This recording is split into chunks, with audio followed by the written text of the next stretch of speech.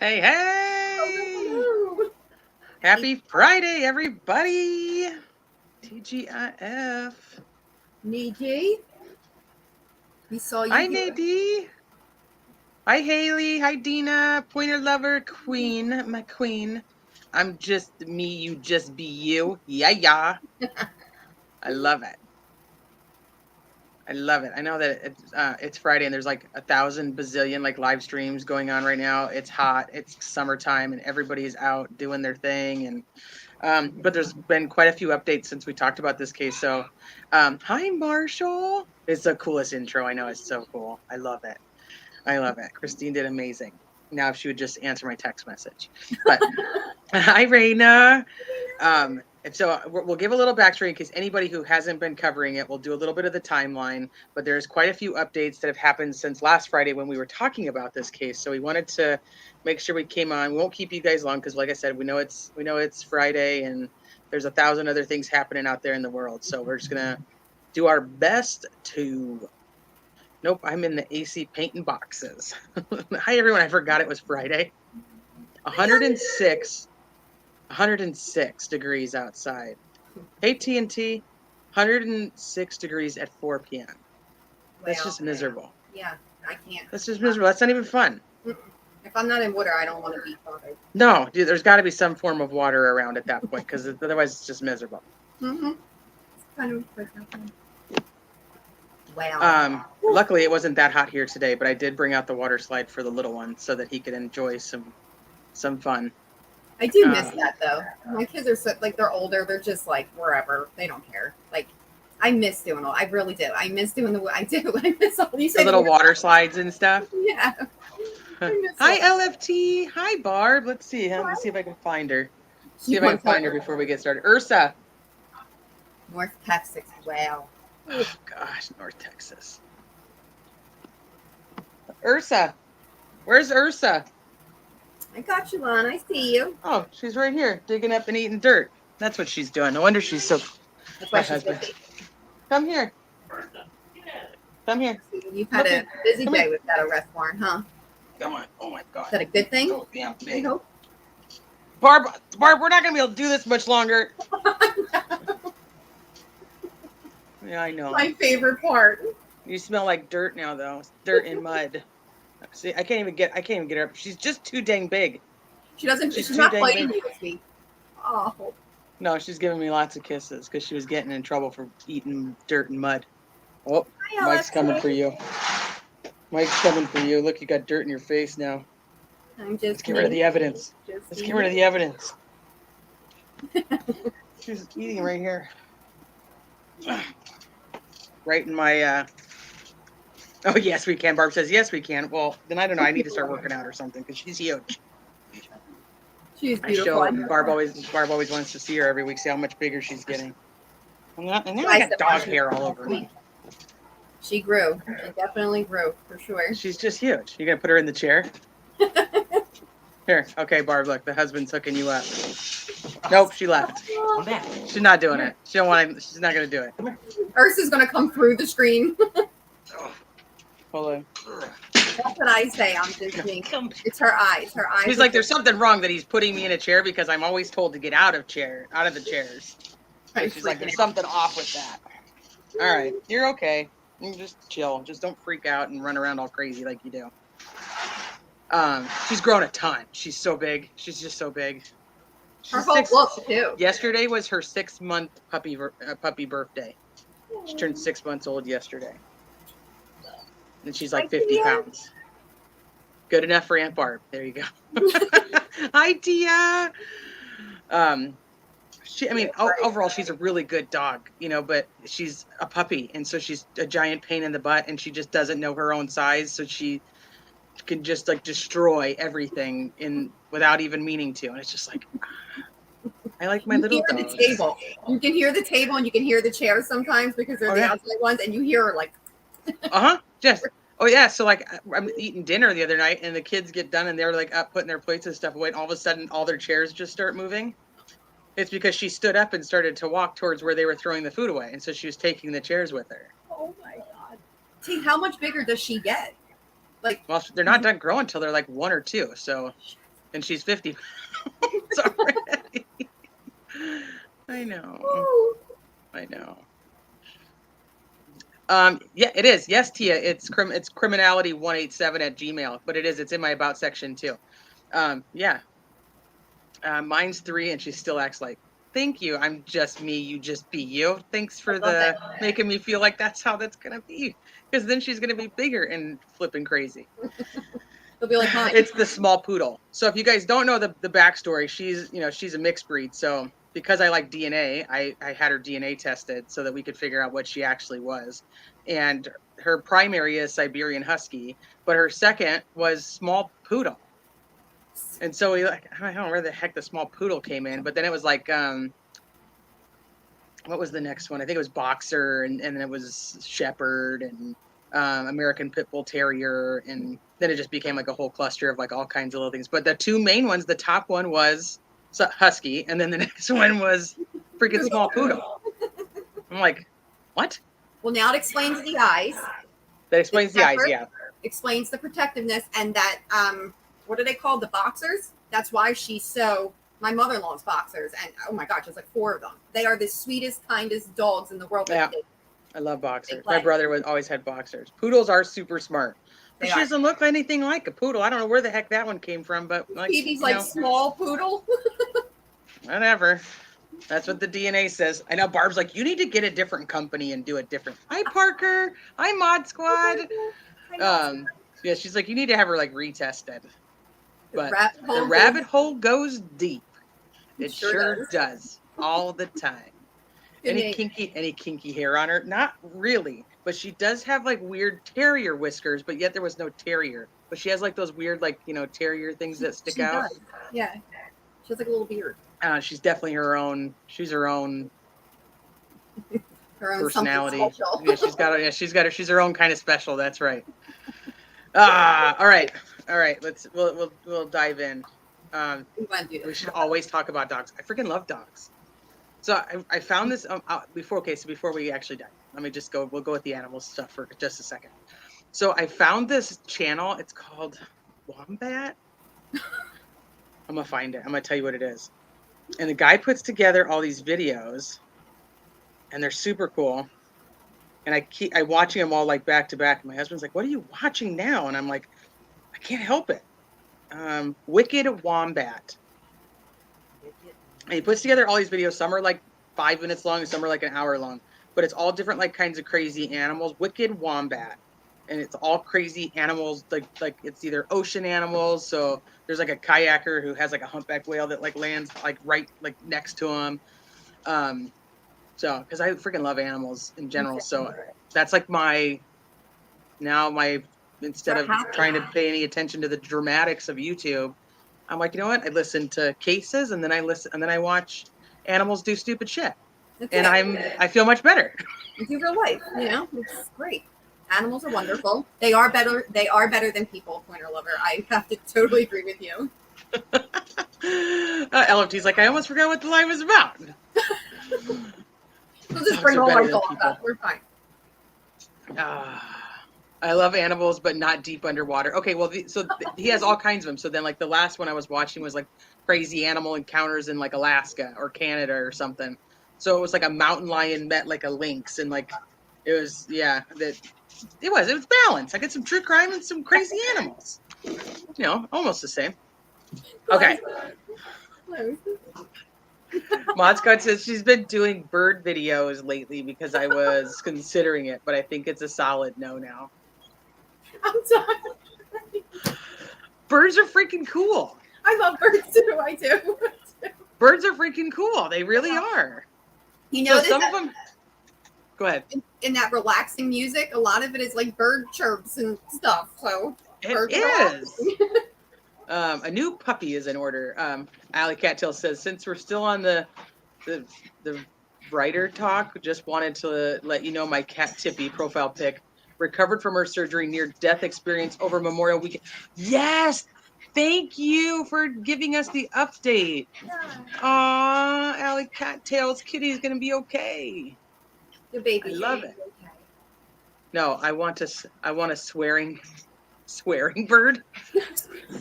Those are there too. They're out there. You can easily get one.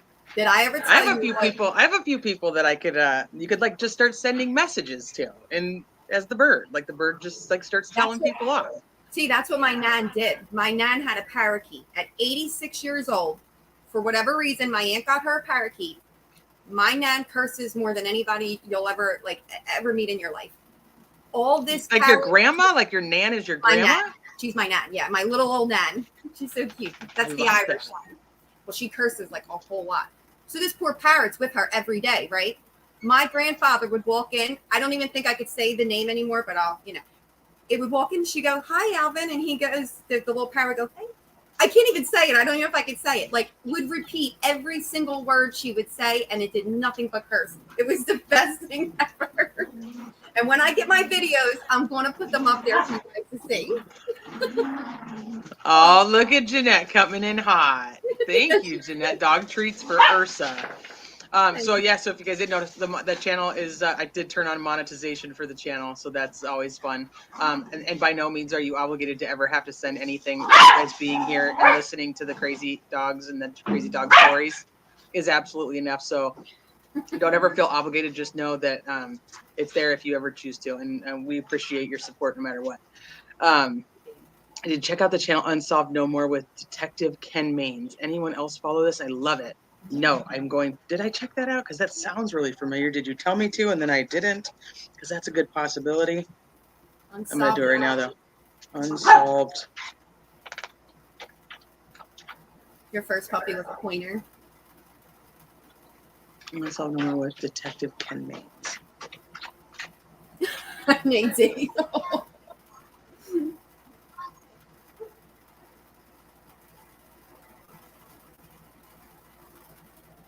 I wonder if this is it. Always it's just called Unsolved No More. You've seen him on the History Channel, Hunting Zodiac Killer, the Discovery Science Channel. If that's the guy, I am subscribed to it. I just did not have notifications on, so I did that. Is it this? I'm going to show you. Is it this one? Oh, I know that one. I do know that one. Yes, okay. So I was subbed, I just never turned on notifications, so now I have them on. Oh, well, he doesn't look like, I don't think there's much new anyway. Oh, no, there is. I lied. He has one of my favorite cases on right now. Jeffrey McDonald. Mod Squad, thank you. Mod Squad, thank you. Let's have a weekly dog chat. I'm totally down. I'm down. I'm totally down. Ken Maines. Okay. All right, I turned on notifications, and he's covering Jeffrey McDonald's case. And I love that case. That's a sign. Right? It's like perfect. Yep. Marshy knew. Okay.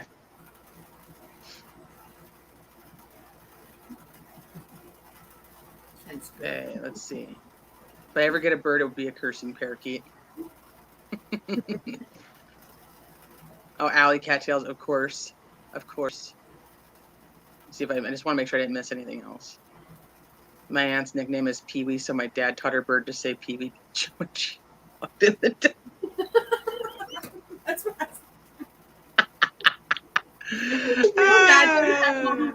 birds that pick up what we say all day long. That's awesome. Okay. That is a double too. Hi, Lisa. Okay. So for anybody who has been following, we've kind of been discussing the Dylan Rounds disappearance. I know that there's a lot of channels that are covering it right now, so there's a lot of information kind of coming all over the place. So I just want to kind of stick to, the basic facts of it, not a lot of the hearsay and other stuff that's happening. But there's been some arrests, which I think we talked about, but now a lot of the court docs are coming out. So I want to go over those. But first, we could kind of just touch on the timeline, and in case anybody isn't familiar. So Dylan Rounds, 19-year-old who, was that her walking behind me? Because that was kind of creepy. You're so bright, I can't see. Okay. I think it was her just walking behind that screen. If Teresa's chair goes like this, we know why. Yeah, she just picks me up and starts walking away. I would not be surprised. Okay, so Dylan Rounds is a 19-year-old young man who was working on his farm that his grandfather had basically purchased for him, 3 years prior. He's worked on it every year in Utah. It's right on the border of Nevada and Utah, so it's like right there. And both police departments are working together with the FBI to help investigate the case. So we went through all the major players. If you guys missed it, I can also link it, or you guys can just go back a little bit. And it's like the disappearance of Dylan Rounds, like part 1. So he's out here. He's been working on his farm. On May 26th, he goes into the town, which is the one that's like right there on Nevada, right there on that border. And that's the last time he's actually physically seen by anybody, as far as we know. And then the 27th passes, which is Friday. The 28th in the morning, he talks to his grandmother and says that he has to go. He can't talk for very long because he has to get his grain truck into, don't you dare. He has to get his grain truck into the shed because it's going to rain. Hi, ATS. So the grain shed, so I wish I would have actually saved the map. I have it up. I didn't put any of those in my folder for whatever reason. But basically, the hi BR the star, the property he has is like surrounded by all these other properties, but they all kind of work together in like the farming community, or whatever you want to call it. So his grain shed is actually located on somebody else's property, 5 miles away from his trailer. So on the morning of Saturday in the morning, he talks to his grandma, says, I can't talk long. I'll call you back later. So he goes over, he drives his grain truck, or supposedly drives his grain truck to park it in the grain shed, which is 5 miles away. You'll hear some stuff talked about a gate. I'm not really sure how important that is. If it is, then I guess we can talk more about it. But at this point, I don't really think it is, because his family has come out and said that he had a key to it, because there was a little arguing whether he could access the gate or if he was pissed off because somebody wouldn't actually come and help him open the gate. But according to his family, he had a key. So to me, the gate at this point is irrelevant. But just in case you guys need it, for a point of reference, it comes back around as important. You know there's a gate. ATS. Michelle always looks gorgeous. So I love Amber's background. It's the tank tops. It's our tank tops.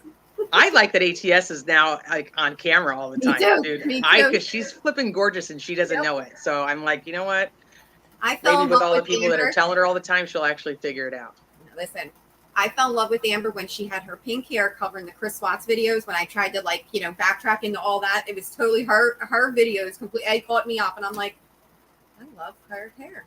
I love everything. I love her style. I love her hair. I'm like, yeah.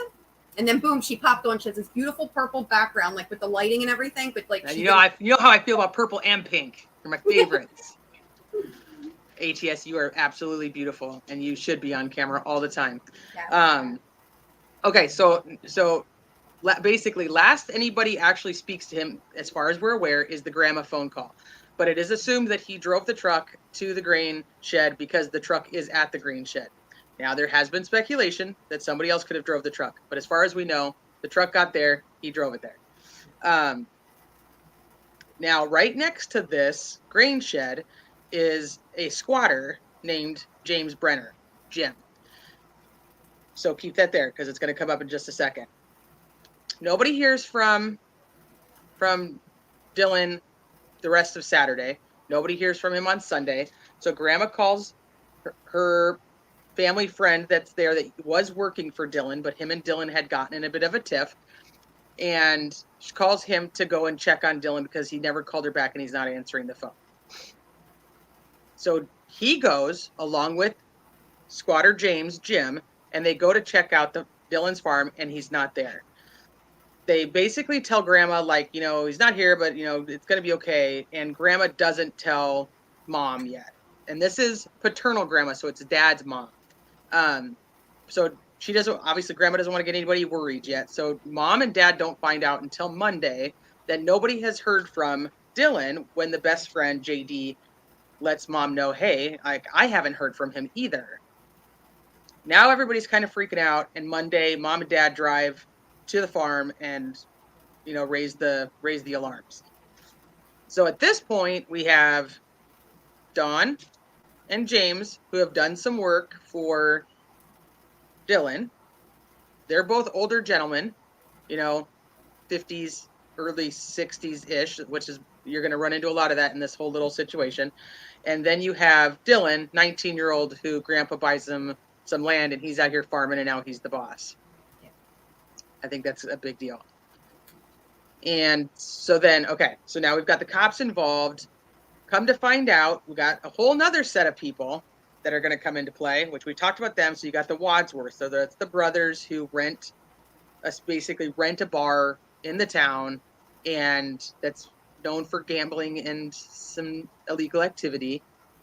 And then those people all come into play. The older brother, Kurt, has been on some YouTube channels and talked. Kurt then leads he's the one that is referred to as the cross-dresser, that he dresses like a woman and wears makeup. So Kurt is friends with Dylan and allows Dylan to sometimes stay at the trailer that's close to the bar when Dylan doesn't want to drive all the way back to the farm that night. And Roxanne, I'm going to do that to her every time, and she's going to be like, I'm not coming back to your life.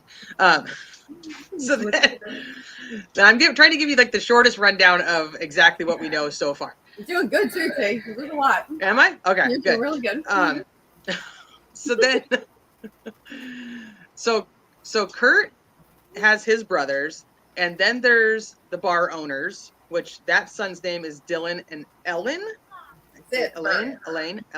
I'm not overly familiar with their whole story, so they're kind of off on the side. So like leave them over here in this little area that we just know who they are.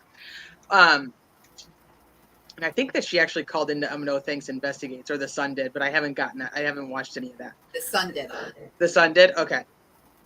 So Kurt calls a tip into the FBI that says he knows where Dylan is, and that Dylan is being held captive by these two men named Chase and Robert. So come to find out, Chase is also an intricate part of the storyline, because on the 25th of May, he was shoeless and bloodied and asked Dylan for a ride, like 90, 100 miles away, whatever it was. And Dylan tells his mom that this guy asked him for a ride, but he didn't give him the ride. But then come to find out, he actually did give him the ride. And was it ever actually proven who Chase actually got in the fight with? Was it with Kurt, or was it with James? To be Kurt, but I haven't heard any confirmation. I've never heard a confirmation on who he actually got in the fight with. I have a little theory later I'll throw in there of how that happened, but I have nothing so far. Okay, so he got in a fight with somebody, but he has no shoes on and he's all bloodied and he needs this ride. No one knows, I think. Okay. Hi, Karen. LFT, he was shoeless too. Yeah, there's a lot of shoelessness. There's no shoes. Everybody's losing their shoes around these parts. Okay, so the FBI follows up on this tip that Kurt gives them, and I think it was that he was being held at Robert's mom's house or something like that. And that actually nothing ever came from that. They went and searched and whatnot. But now we get the trifecta of arrests that happen. So you have James that gets arrested, James Jim. You have Chase that gets arrested, and then you also have Robert that gets arrested. I don't know Robert's actual charges. I have not been able to find them myself, but I have not dug as deep as I could probably. So if anybody actually has them, that would be great. If you don't, I have Chase's and James. Rabbit Hole's right. It's Dylan and Ellen actually called in that night. It was both. Yep, it was both. Okay, that's what I was thinking, but I haven't watched that one yet. No shoes, stumbling in the desert for days. Yeah, the other Dylan. Yeah, the bar Dylan. Sure. It's nuts. It's hi Nita. Every time, Roxanne. Well, I love music, so it's like easy. It's easy to fall into the trap of singing it. Let me just make sure I didn't miss anything else. That was all I need this recap for sure. Beautiful recap. It's not like there's just so much to it that I'm trying to squish it all in so that we can get to some of the newer stuff. Okay, so we have the arrests that are made. Trying to think if I missed anything else. Was there anything else major important that we needed to kind of cover? Oh, hi Jess. So Chase is driven away on the 25th. He does come back. Barb, this is the one that human hunting was discussed. I do not believe that's actually anything I do not think that's relevant, really. It was just a very crazy, odd, other theory that came out of the case from the alpaca farmer. Then there's an alpaca farmer, so it's kind of already weird to begin with.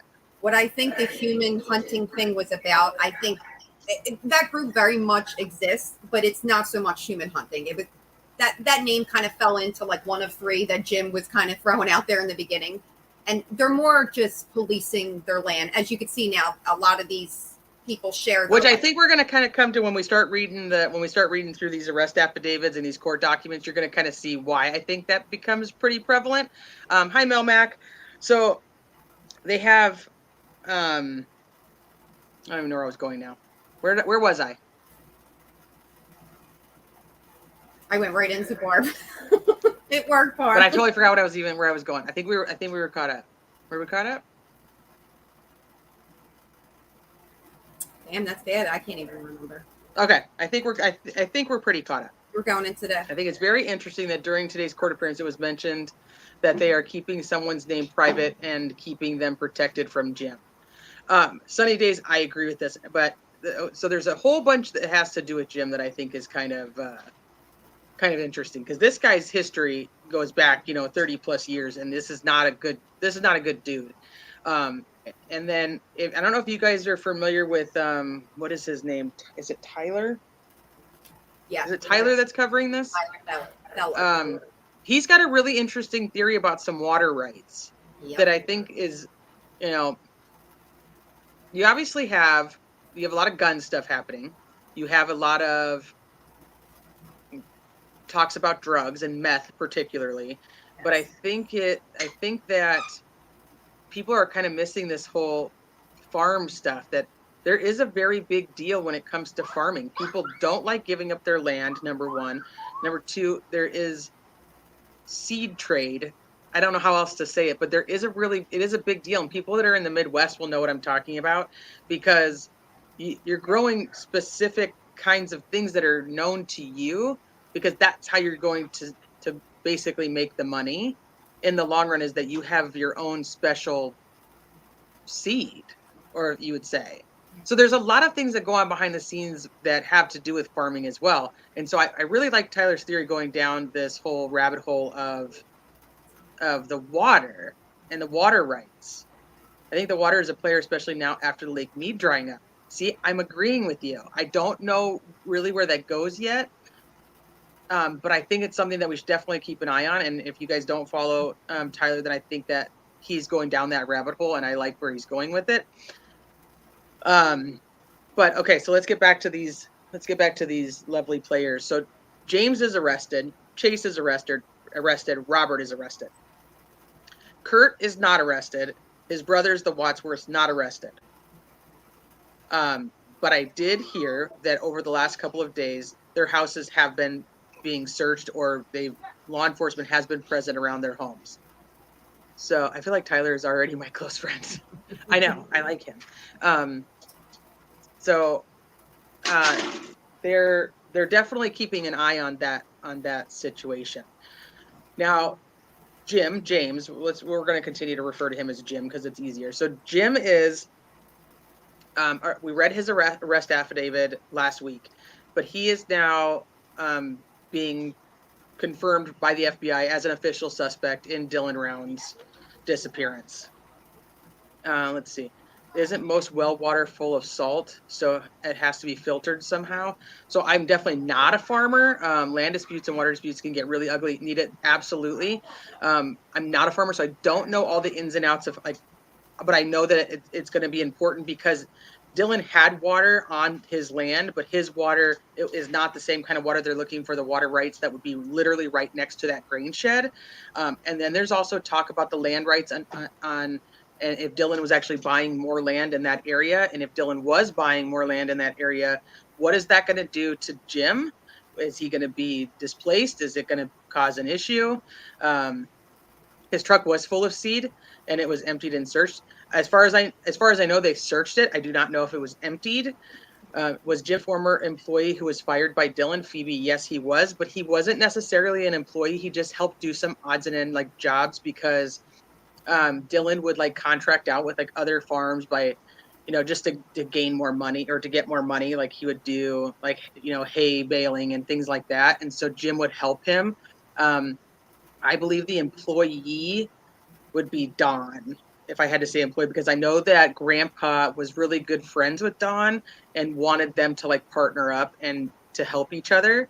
But they butted heads really bad. So, but I think and you could kind of, I guess, I don't know, because they're probably all paid. So yes, employees, but I don't think that Jim was considered an actual employee. Like he had substantial work that was given to him by Dylan all the time. Like, he had like a Monday through Friday or whatever. I don't think it was like that. I think it was like, hey, Jim, you want to earn some extra money? Come help me with whatever. Like he's squatting there. He needs money randomly. Right. That's probably how he's hired, depending on who Dylan could find, and that's maybe where Jim could. I want to know a little bit more about Grandpa's relationship. Was he just close to Don, or did he have something with Jim James too? Okay, so this was interesting because, and I'm going to play this clip too, but Mom talks, I think I'm going to play this clip, maybe. Mom talks about that they have known Jim, that he's not new. They're not friends with him, but they have been acquaintances with him, and that she has met him before. But I know, because there's kind of the war going on between Mom and XPI, and then some other few people. But part of it was them, they were saying that Candace had never been to the farm, but Candace has been to the farm because she's met all of these people. So, okay, criminality for real. For real question when you have time, but what are your thoughts and what is the actual role of Jim the PI guy? I'm unfamiliar, but I see him everywhere. Thanks in advance. So my understanding is that paternal grandma, grandpa, the ones who bought the land, hired Jim the PI to help find Dylan. Mom and Jim the PI did not get along because Jim the PI started listening to what a lot of the locals were saying. And according to Candace, she had also been listening to what the locals were saying, but every time it was leading them into, basic circle jerks. So, let me see. This is like a weird episode of Dallas. Yes, LFT, it really is. So Mom does not want Jim the PI working on the case. So Jim the PI is very crass. He's really just like no nonsense, no bullshit, really just doesn't give two fucks about much of anything. He really just doesn't. That's how he really talks. And it comes across sometimes as rude or disrespectful. But for me, that doesn't change if the people are actually giving him information. The information is still valid, whether we like Jim the PI or don't like Jim the PI. He's kind of cocky, thinks he's really good. I've heard people that say, he's done really good things for them as they've hired him. I've heard other people coming on other people's streams saying what a terrible person he is and how mean he is. I think that I don't know if he's actually overly, I don't want to say not relevant, because he is. If these people are actually giving him information, he is relevant, but he's not relevant in the middle of the investigation, as per Mom has now officially given him a cease and desist order. I kind of feel like at this point now, if this is really what the family is now pushing and this is what Mom actually wants, I just think it's time to move on to a different case now. And I'm all for Jim. I'm all about Jim, but it just comes a time, and you have the FBI fully involved now. I mean, I know I'm appreciative of all of his information and his findings for sure. I even think Candace was up until a certain point. She just didn't want a narrative about her son out there. That's understandable. Your mom, your son's missing. Right. The biggest nightmare of her life.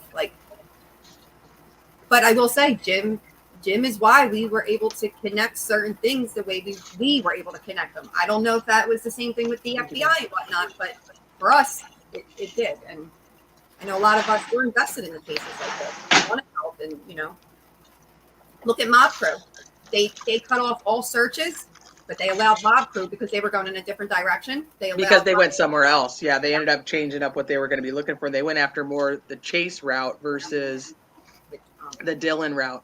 And I totally. That's what I'm saying. He rubs people the wrong way.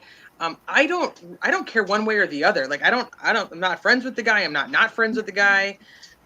I don't know. And you also, unfortunately start to kind of act like some of the company that you keep. And so if this is kind of how he's raised and what he's around, then that's what he ends up being like. But I did hear there, and these, you guys can take it for whatever you want. There were people that were calling in talking about how he helped solve cases that they had hired him to do. And if he's good at it, then he's good at it. And if you don't like him, then we don't like him. I'm going to pay more attention to Candace and Justin, Dylan's parents at this point, because I feel like they're going to be in the know from LE more than Jim is.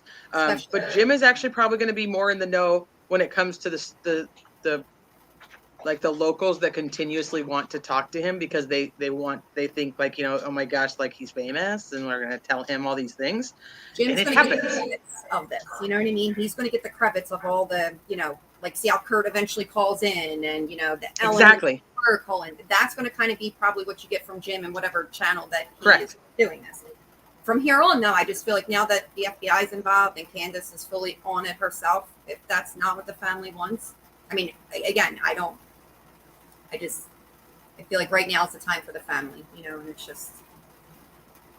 Yeah. So that's why I'm like, I'm not mad at you if you listen, and I'm not mad at you if you don't. That's how I feel. He's a lot. Yeah.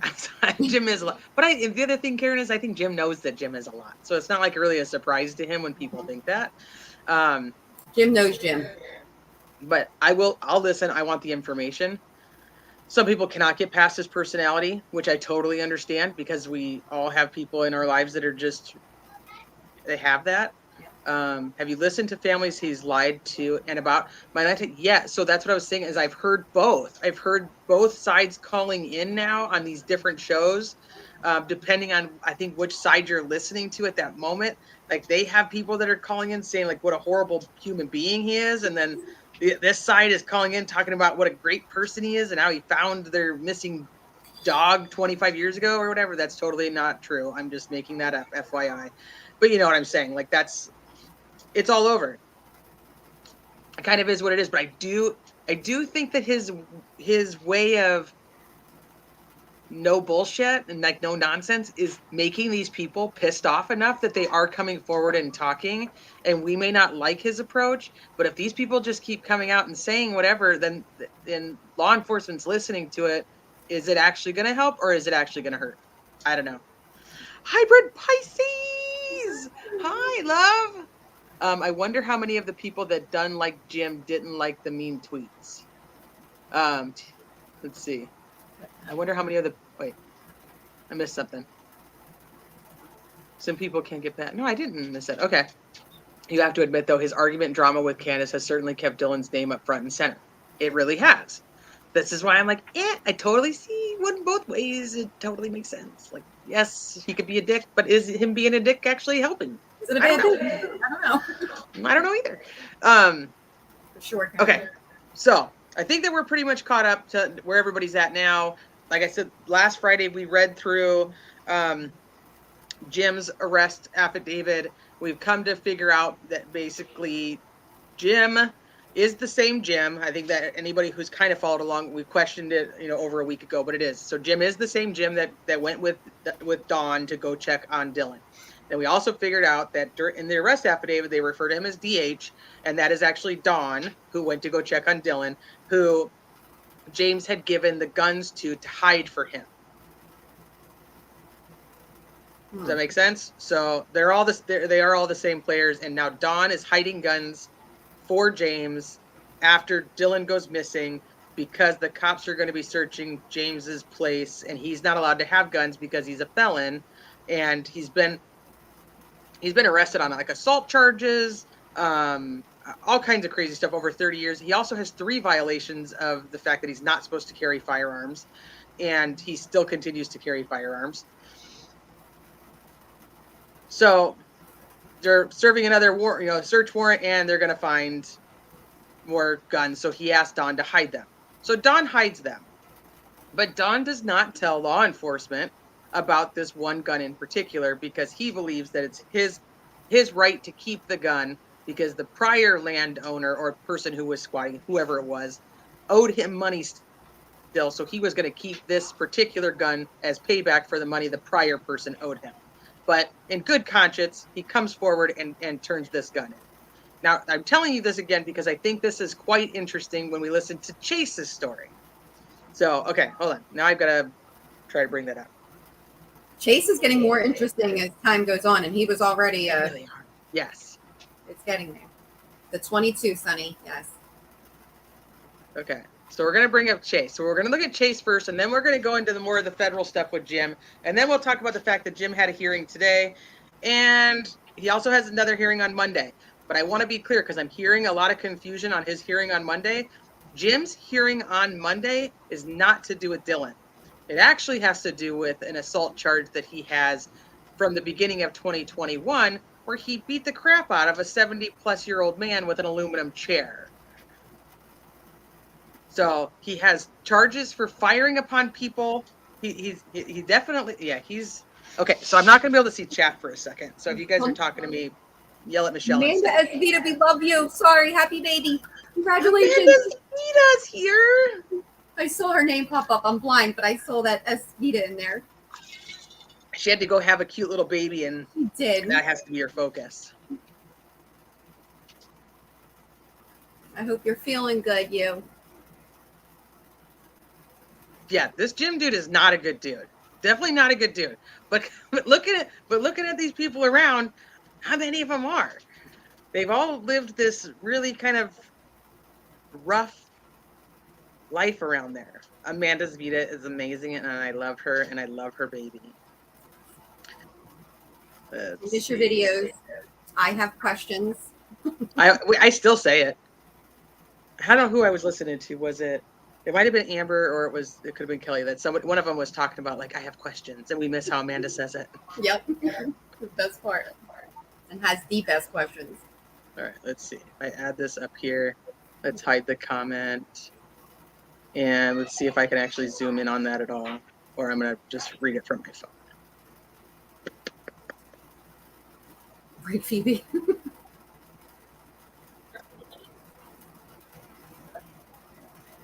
Oh, look at that! Yeah. Look at me learning stuff. You. That's actually because of crafting. Crafting taught me that. Okay, so that's just the first page. Anyway. Yes, Jeanette. Yes. He's right. They're all right around the same age. Late 50s. But except for Dylan. Well, right, except for Dylan. Late 50s, early 60s. Okay, so this is Chase's arrest. So remember, Chase is barefoot, bloodied guy, needs a ride on the 25th. Dylan gives him the ride, but then he somehow gets back to loose in Utah, is asking people to take him out to Dylan's ranch, but then by Saturday night is supposedly on surveillance 200 miles away. No idea how he's getting back and forth. All we know is that Dylan told his mom he did not give him a ride, and then it comes out later that he did give him a ride on the 25th when he had no shoes and bloody feet. Okay, so Chase was arrested, and this is his arrest affidavit. So this is just the information on the cop himself. Let's go down here. So we're going to talk about this. So this is Ogden Police Department, works for Salt Lake City. Based on my knowledge and experience and on information received from other individuals, including law enforcement officers, as well as their reports as set forth below, I have learned the following. In April 2017, Chase Montgomery Venstra was convicted in Utah's 3rd District Court on 2 counts of larceny and 3rd-degree felonies based on my training and experience because he entered pleas of guilty to the felonies. He would be aware that he has been convicted of a crime punishable by imprisonment for a term exceeding 1 year. As of May 12, 2022. Now, this date's important because if this is not a typo, this will show that this has nothing, that his arrest actually didn't have anything to do with leading into Dylan's disappearance. But many are thinking this is a typo and it's supposed to say June. Until we get clarification, I'm going to go with this guy has a lot of experience and he knows what he's talking about. And on May 12th, this is what he did. But you guys can also think it possibly could be a typo and it's June. So let's just put that out there. On May 12, 2022, investigators with the Davis County Sheriff's Office and Box Elder Sheriff's Office executed a residential search warrant on Venstra's known residence in West Point City in conjunction with a homicide investigation. Now, remember, Dylan's not ruled a homicide. It's ruled there's some type of criminal activity and violent crime potential, but it's not actually ruled a homicide at this point. So I think that that's a big deal why I think this date is actually correct. Inside Venstra's motorhome were 2 firearms. coming to try to get the dog to stop barking at me. One firearm was found to be a 20-gauge shotgun, a Western Field Model 550C with no visible serial number. The second firearm was a Rock Island Armory 22 caliber rifle, no model, visible serial number, blah, blah, blah. The firearm stock was removed, but there were multiple stocks in close proximity to this firearm that could have been assembled onto a firearm. Your client is the guy who's filing the paperwork, remember, reviewed jail calls from Venstra to a third party who gets referred to as Witness A, which is actually probably better because, internet sleuths are digging to figure out who Witness A is. Yeah. So Venstra to a third party, Witness A. During those phone calls, Venstra directed Witness A to enter his motorhome and remove items, which included duffel bags, currency, drug paraphernalia, and Witness A confirmed to Venstra over jail calls that he did enter the motorhome and remove the items. I have two parts to this. Where the heck was he hiding these that they didn't figure this out in the first search warrant that they did on the 12th? That he had other firearms. They only got 2 firearms, right? So we're going to figure out that this guy goes in and gets more firearms, drug money, drugs. Where the heck was he hiding? This is a motorhome. Obviously, this was not this guy's first rodeo, and he knew some hiding spots. A search warrant was executed at Witness A's residence on June 12, 2022. During that time, Witness A confirmed he had removed a duffel bag out of the motorhome upon Venstra's request and eventually stated to your affiant that Venstra had also transported multiple firearms and ammunition to Witness A's residence prior to Venstra's arrest and requested Witness A store the firearms in his residence. Now, does this not remind anybody of Jim and Don? So this is where I think this whole little militia thing is coming in, is that you've got these guys who are living out on these properties that there's nobody around for miles, and they're, for their own safety at some points, they're carrying guns, and obviously they're not very good people, so they're carrying guns. But once again, these are almost identical charges to what Jim has, is that he has illegal firearms because he is a felon, and he is not allowed to have them. And he hides them at his friend's house. Okay, so, but then this is even funnier because listen to the story as it unfolds. So 3 firearms were located in the water heater closet in Witness A's garage. Witness A told your affiant that all 3 of the firearms belonged to Venstra. The first firearm located in the garage was a 12-gauge shotgun. The shotgun was loaded. The second firearm located in the garage was a 24 caliber bolt action rifle, blah, blah, blah, with an attached scope. The third firearm located in the garage was a semi-automatic 22 caliber Ruger serial number, blah, blah. An ammunition can, which is a metal box, was also located in the same closet space where the rifles were located and was full of various calibers of ammunition. A tactical bulletproof vest was also turned over to the investigators by Witness A that had multiple AR-15 style magazines in the pouches of the vest. Those magazines had multiple rounds of ammunition inserted into the magazine. Witness A stated that Venstra was also the owner of this ammunition. Witness A was interviewed and initially stated that he had cooperated and turned over all of Venstra's firearms. However, he stated that there was a crawl space in his child's bedroom inside of the room where Venstra could have snuck into his home and hid something else. The crawl space was located and searched, and 1 more firearm was located. These guys all trying to keep one gun. The firearm in the crawl space was a bolt-action rifle. The firearm was equipped with a scope. Upon questioning, Witness A later admitted that he is the one who stored the Hawkeye at Venstra's request. So he tried to say that Chase stuck into his house and hid it in a crawl space in his kid's room. But come to find out, that's a lie, because Witness A lies. And tries to keep guns. It's like somebody else we know. On June 12th, Venstra was interviewed by your affiant at the Davis County Sheriff's Office in a designated interview room regarding him being a suspect in multiple crimes. Venstra was advised of his Miranda rights, stated he understood them, and he agreed to speak. During that interview, Venstra stated that he did possess firearms in his motorhome prior to his arrest. He stated to your affiant that he believed there should be 4 total firearms out inside of the motorhome. He described them, blah, blah, blah, blah, blah. 2 of the firearms he described matched the 2 firearms seized from the motorhome. He was also asked about storing firearms at witness A's residence. He says he did ask him to. He describes all 4 of the guns that were being stored over there.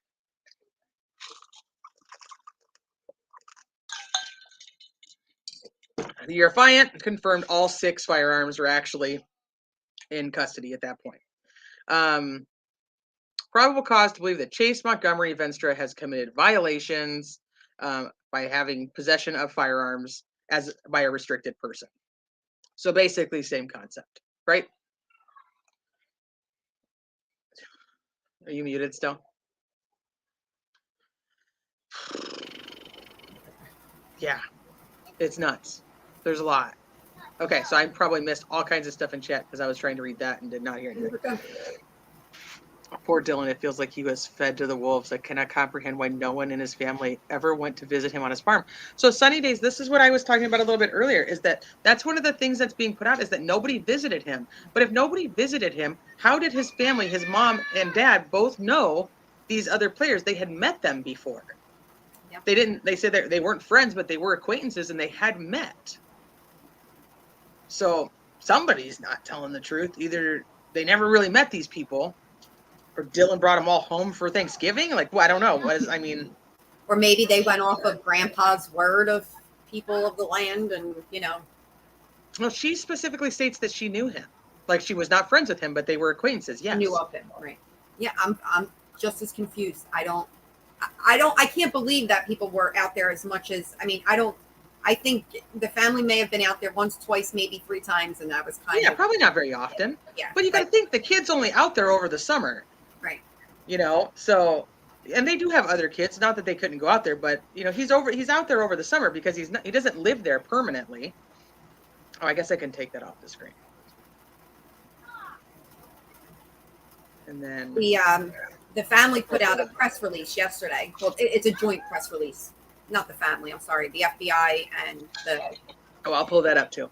You want me to read that? All that talking, yeah, you can read that one if you want to. I'll pull it up though, so they can see it. I think a lot of people have probably seen it, but we'll get it up. And then we have James too, right? I believe. And then I have James. So we have the new stuff on James, and then I have Mom talking today about James. So on 7/7. Hold on, let me get it up. I don't have it up yet.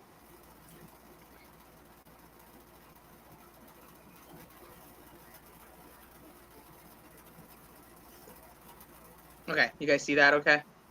Right. Okay.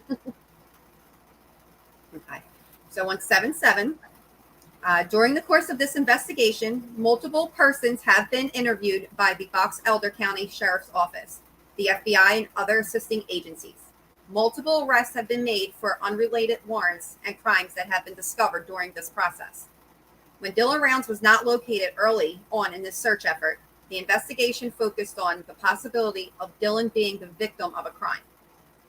The current totality of information gathered from the many interviews and searches, along with analysis of both physical evidence and forensic data, has identified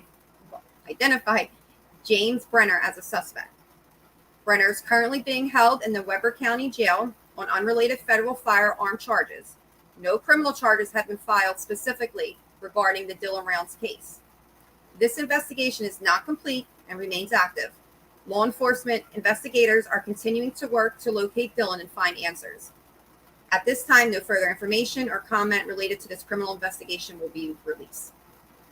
And it just basically giving out the information if you know anything regarding Dylan, but I don't see a lot in there outside of James. No. James is definitely their main person at this point. But you do have, like I said, you have Robert that is arrested. You have Chase that is arrested. Would these arrests have happened regardless? Maybe. Are they waiting for Jim to talk? I mean, he's not charged with anything that has to do with Dylan's disappearance yet. But his arrest affidavit does talk about Dylan. And as we just read through Chase's, it does not. And it even says that they do believe he is now a suspect in the criminal end of Dylan. So it's a weird status of a case for me through a press release.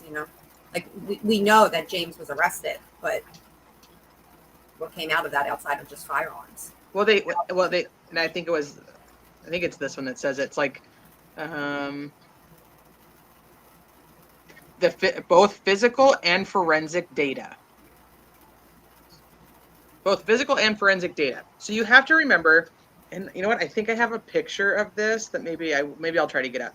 So the grain shed is where Dylan was going, right? Let me get that off there. The grain shed is where Dylan was going. James's trailer is right next to the grain shed, so within 400 yards of the grain shed. Then you have the dirt pile where Dylan's boots were found is like 150 yards behind James's trailer. So all of that is all over by the grain shed. And I don't know. I have a lot of questions, Amanda Zvita. I have questions. I have questions about the grain shed is 5 miles away. Would it be common? And I know that Candace's mom said that, oh yeah, you'd have no problem walking. But it was raining. And I find it's all weird to me why he parks his grain shed 5 miles away. How does he typically get back to his own farm? Yeah, Jess, we all have questions. I know. We have questions. Because she's like, well, he's 19. Yeah, he'll walk 5 miles. That's no big deal. He's 19. He's in good shape. 5 miles is that's still, I mean, just to walk 5 miles is still a lot. Is that typical? Because they have all these ATVs and stuff out there. Why isn't he driving an ATV back? And if that's the case, because you know what I mean? Like, so say you drive your ATV to go get your grain truck, right? So you bring your grain truck over to your farm, and now you got to return the grain truck. So you just pick up the ATV and you would just drive it back. Wouldn't that make more sense? And it was supposedly raining. Did he want to run back in the rain? Like, if that's what was happening? Candace on her very first interview with, was it Heavy D Sparks? I think it's with Heavy D Sparks. They talk about that he would walk, that he'll walk back. It's not a big deal. Mm-hmm. Check out the interview when Heavy D Sparks goes out and does the helicopter and searches. Yep, Robert Vilas, Chase Venstra, Jim Brennan, all in Brenner.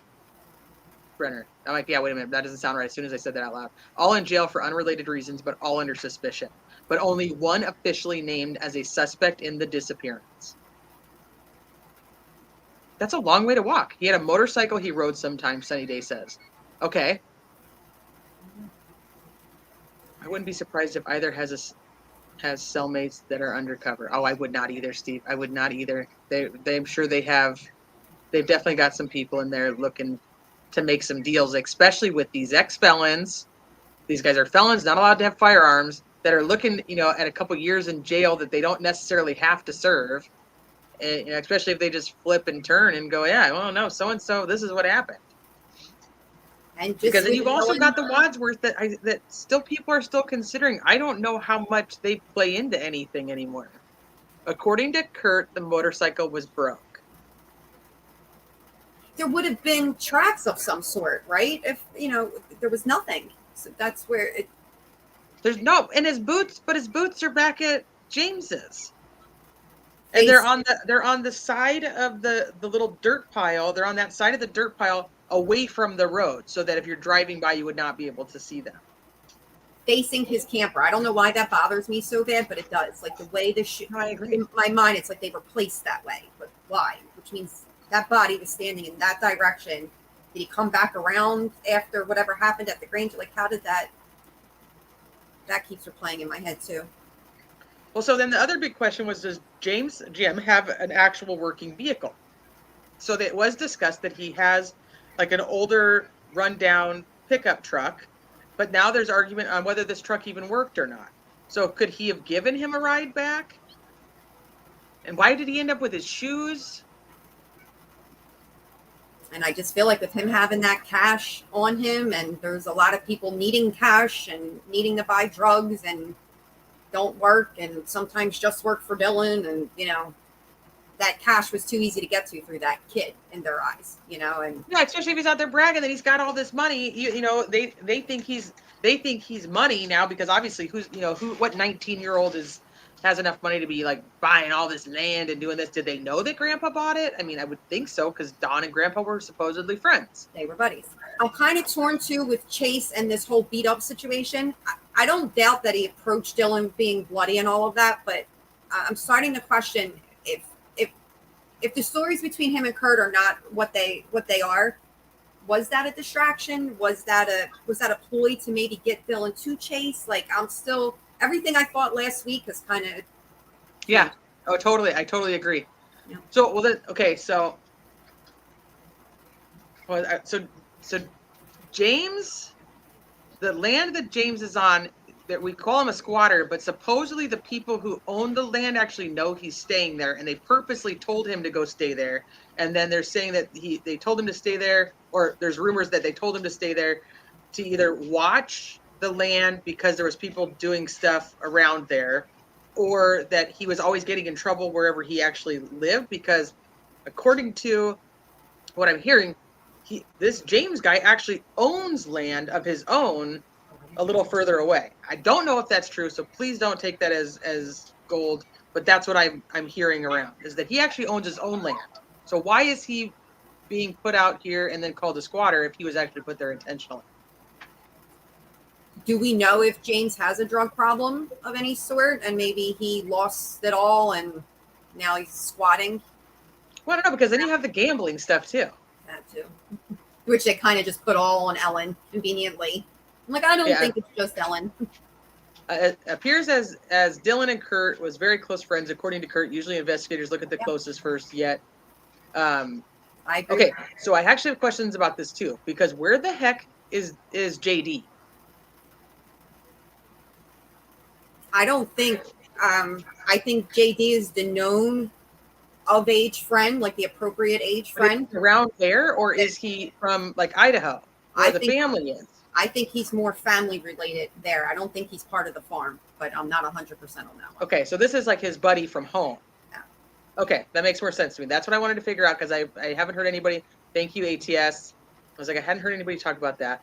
And then there's obviously the big thing about Kurt, that everybody's considering that Kurt and Dylan could be in some form of relationship.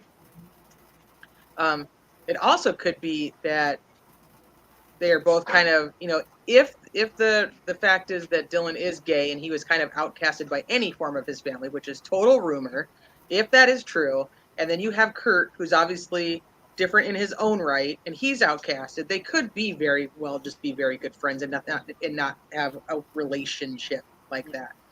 Because as far as Jim goes, when he originally put that out, I remember this. He does specifically say that he didn't believe that it was Kurt and Dylan having a relationship. He more felt, that they were definitely friends, that Kurt kind of, whether he's a good guy or not, that he kind of tried to take care of Dylan, I guess, or look out for him. And that's kind of how Dylan kind of fell into these guys. And that's why this human hunting, whatever group it is, even came to come into play at all. But well, that's why I think the whole militia part now makes a lot more sense, that you have all these people that are being arrested on these charges of having guns that aren't supposed to, and then they're out there. Jim has shot at people who have randomly tried to cross the land or been up on the land. So then that's the human hunting that has kind of come out. It makes a lot more sense to me than they're trapping somebody and sending them out and hunting them. Right. Because otherwise, where the hell are all the missing people? Right. I honestly missing people in that area. Right. I don't believe that they're out targeting people at all. I truly believe that if that's what's happening, it's because these tweakers, squatters, whatever, are stumbling upon their land. They have been robbed too many times before. They don't have much as it is. And that's how they get down like that. They pull out their gun and you won't come back. Yeah. And maybe Dylan was like, listen, I'm in, I have what you guys have, I can't afford to lose this either. And then, maybe his grandfather even at certain points was like, these are decent guys, they're my people. You go to them if you need anything, they'll take care of you, type of thing. Right. And it could have all went wrong. And it doesn't even mean that has to be the whole group. That could just be one person part of that group who has a very something type of a friend. And that's all it takes. And there goes Dylan with all that cash. Yeah. See, that's a big deal. If all these people knew about this cash, was he okay? So then you have a couple things. Does James mistake the fact that Dylan is there and think he's some type of intruder and start shooting, and then you have the mishap? Does he actually want to get enact some form of revenge because he's not paying him any more money? And so he, I don't know. Like, why does he have his boots still? I think Jim James owed. I think when they talk about this debt, I think James may have owed quite a few people some debt and maybe needed that cash. And that's why that cash was so important, and it didn't make any sense, and things are not adding up because it's just not supposed to. When life is kind of like that, and you live every day, day to day, literally hour by hour, day to day, all he had to know is that he had that piece of cash on him, and that, okay, I can go get whatever today, and I can pay off X, Y, and Z today. And this kid's 19. He knows Dylan's whole story. He knows no one's really coming out to look for him for a while. Candace openly said it herself. Like, she said, listen, it took us time to get there. We didn't act as fast as we probably should have, and well, they don't think that, but they didn't really know. Right. And that's kind of in that light. So then if this kid goes missing Saturday morning, and his last ping, the last ping on his phone is at 3:41 in the afternoon. And there's been a lot of talk about a voicemail, not a voicemail. I have no idea if there's a voicemail. I'm just going to put that out there. I don't really know if there was actually a voicemail, but the ping is around the area of the grain shed. So according to the family, that the cell phone tower, they gave them like a 15-mile radius around this cell phone tower, and the grain shed is in that radius. So you can take that for, I mean, obviously he could have been driven somewhere else, and that's where his phone pings. I don't know. Okay, I'm gonna pull up the new stuff with James, and then we can talk about Candace's reaction.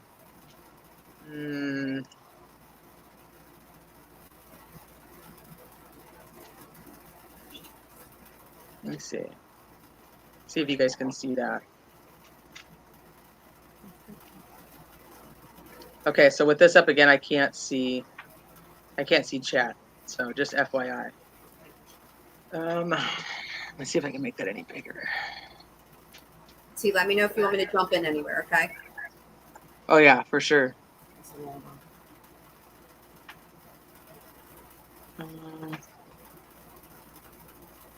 Right, Nita. That's kind of where we're trying to figure that out too.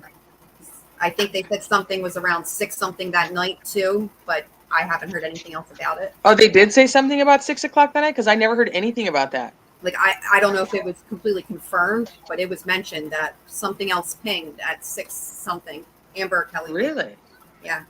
Yeah, see, the last one I knew of was the 341 that was in the area that could be considered the gate or the grain shed.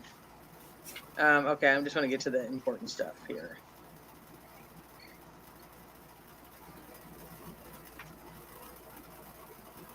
Yeah.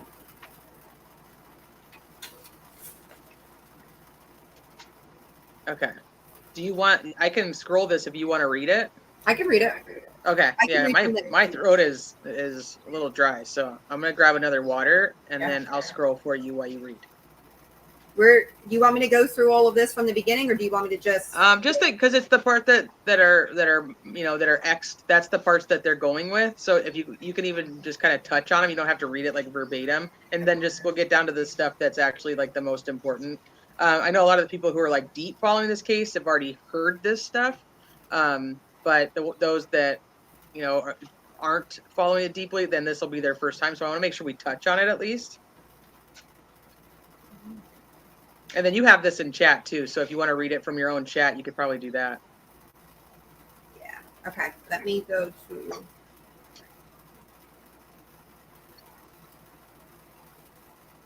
Yeah, James's record definitely seems to say that he's a hothead. Yeah. He's definitely got a temper and does not care about the well-being of others around him. I would agree. Is there truth to the drug use in the area? I'm afraid Dylan was out of his element and probably did. Yes. So and my memory is not going to serve me. So hopefully one of you guys in chat or Michelle, you guys remember whose kid, was it Chase's daughter? Nope. I'm going to quote it wrong. One of the kids admitted to selling meth. I know okay. Kurt's son has now come out and spoke, but I didn't get to watch his interview. Maybe is it Kurt's son that said he was the one selling meth? He came out with his Somebody's kid came forward and said that they admitted to being a drug dealer. I think that was Aaron, which I believe is Kurt's son. Okay, that sounds right. So I'm going to go. I think that's right. That's making me have the feeling of like, yes, that's what it was. So there are definitely drugs in this area, without a doubt. There's talk of at least 3 meth labs in the general vicinity between the bar and yes, Aaron, he's in jail. Sunny Days, thank you very much. There's talk of at least 3 meth labs in between, from where Dylan is to where this bar is in this general vicinity. But Tay, is there any way you can see up until procedure? I can see after procedure. Let me see real quick.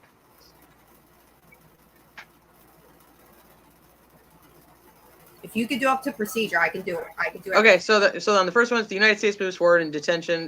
This is just a reading of the record. The United States is requesting the motion for detention because the defendant is charged with, and then you see it when you scroll down, that he's charged with E, a felony that is not otherwise a crime of violence, but involves I, a minor victim, double I, the possession or use of a firearm, which is what his is going to be, or destructive device as defined, and any other dangerous weapon. So his is the possession or use of a firearm by a felon. And then you have, because the case involves a serious risk, the defendant will obstruct or attempt to obstruct justice or threaten, injure, intimidate, attempt to threaten, injure, intimidate a prospective witness or a juror. So that's basically saying that they do not want him leaving. They want to detain him because he is a threat to the investigation and will either try to abscond, like he's going to take off, or he's going to try to obstruct by getting rid of evidence or getting rid of people that have evidence. And then we go down here. So, okay, so then you got here. So the defendant may seek a continuance of the detention hearing of the 5 days. Do you have that part? Oh, shoot, she's gone. Where'd she go? Hold on real quick.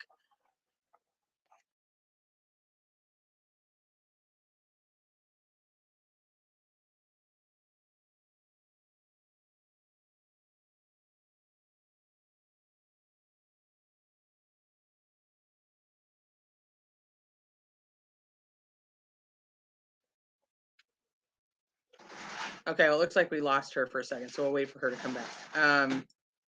She's like, get to procedure, and then I'll take over. And then she's like, I'm out. Never mind. Okay, so the defendant may seek a continuance up to 5 days, blah, blah, blah, blah, blah. Let's go down to the more important stuff. The defendant has previously been convicted of a federal offense. Let's see. She cropped these kind of funky, so they're hard for me to actually go through. The nature and circumstances of the offense charged, including whether the offense is a crime of violence, a violation of Section 1591, a federal crime of terrorism, or involves a minor victim or controlled substance, firearm, or destructive device. There she is. She's back. Let's add her back to the screen. We lost you, my love. It's something. It's going in and out. I'm sorry. Oh, it's okay. I was like, she's all, look, I'll read after procedures, then she leaves. I was like, oh, I see how this is. I see how this is. Where are we? Yeah. Okay. Hi, Coolest Reviews. We appreciate you even stopping in. I love it. Okay. So let me go back over here so I can actually see. Okay, so we went through the nature and circumstances of offense charges, including whether the offense is a crime of violence. We did that part. The weight of the evidence against the defendant, is strong and should be weighed heavily against him. Eyewitness identification establishes that the defendant removed the firearms and the .22 caliber rifle after being questioned about the disappearance of DR, which is Dylan, and delivered them directly to DH, which is Don. The defendant is a convicted felon and cannot possess the .22 caliber rifle. So after he's questioned about the disappearance, he knows the cops are going to search, and he removes the guns and gives them to Don. The history and the characteristics of the defendant, including the defendant's character, physical and mental condition, family ties, employment, financial resources, length of residence in the community ties, past conduct, history relating to drug and or alcohol abuse, criminal history, and record concerning court proceedings.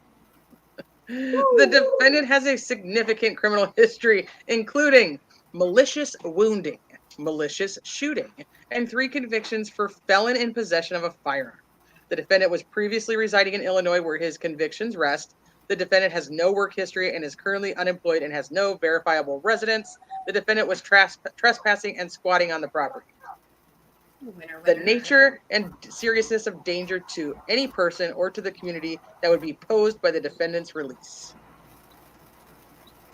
Yeah, this is a real winner. Real winner, right? He's a real winner. Yeah, real winner. Let's see. You cropped these so funky that I don't even know if I'm in the right order or not. How the defendant's proposed residence, employment, or proposed treatment programs have not been verified. The victims in this matter seek no contact order. The matter does not involve a victim requiring notification. And I think that then we're back into, I think this is just his regular arrest affidavit. No. I can do that. Okay, let's see. You want to go there? Okay. I can do that. All right. Special agent with the FBI, currently assigned to the Violent Crimes Task Force in Salt Lake City Field Office. The information contained in this complaint is based on an investigation I conducted along with other special agents of the FBI and investigators from the Box Elder County Sheriff's Office. On May 30th, Box Elder County Dispatch received a call of a missing 19-year-old male, initials DR. He was last seen in Lucin, Utah area. On this day, Dylan Rounds contacted a relative by phone and told them he was putting the grain truck into shelter. The shelter for the grain truck was reported to be on a parcel of land owned by Box Elder Land and Livestock. Owner initials JC. And it's adjacent to two and other that's the Checchio guy. Yeah. And it's adjacent to 2 other parcels that are owned by SH and RI. I do not know who they are, so if anybody in chat does, you guys can fill me in, because the picture is super blurry. Okay. It's not blurry to me, so it might be, yeah, maybe make sure that you're viewing it at the highest. Change your viewing quality. Okay, keep going. Okay. And it's adjacent to 2 other parcels that are owned by SH and RI. These parcels are open to each other and collectively used together. The subject in this case, an adult male named James Brenner, has no ownership in the land parcels mentioned above and is squatting in a trailer located on the land. The missing 19-year-old Dylan Rounds property is a 5-mile walk towards the southeast of where Brenner was currently living. Brenner and another Lucin resident, DH, were considered family friends of Dylan Rounds and his family. In searching for the missing 19-year-old male, Brenner was interviewed by Vesta Police on June 7th. DH, Don, was also subsequently interviewed by law enforcement.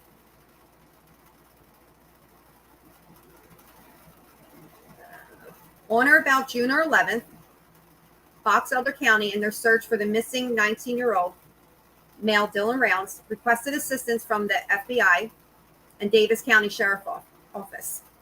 On June 16th, with the assistance of the FBI, executed a search warrant at the trailer where Brenner was living. During that search, ball ammunition, ignition caps, black powder, and speed loads, all related to muzzle loading, were located and photographed in the trailer, but the items were not seized at this time. There were no muzzle loader firearms located in the trailer at that time.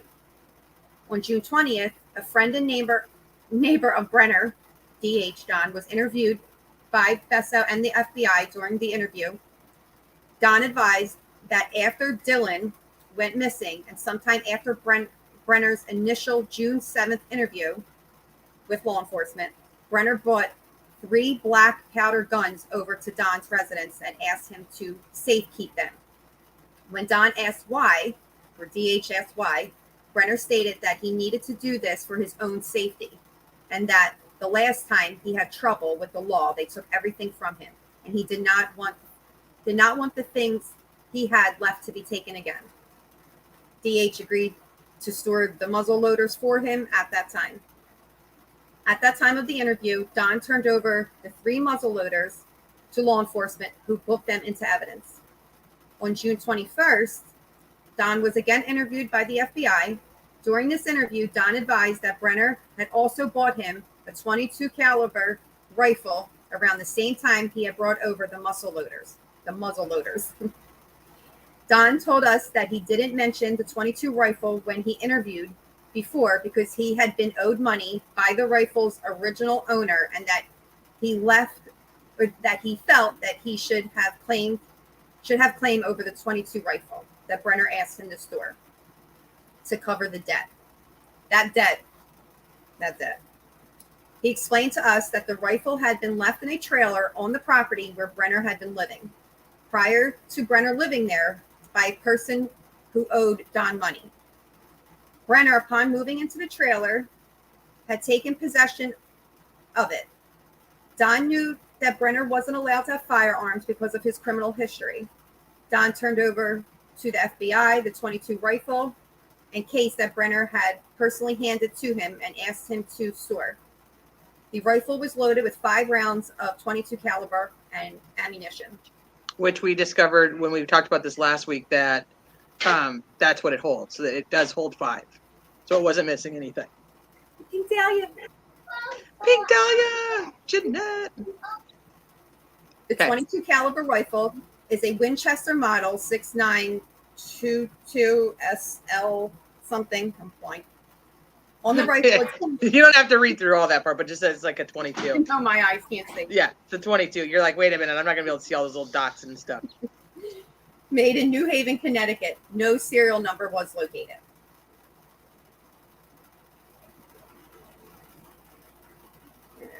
The .22 caliber rifle. Oh, no, I read that. On June 21st, another search warrant was conducted at the trailer where Brenner was currently living.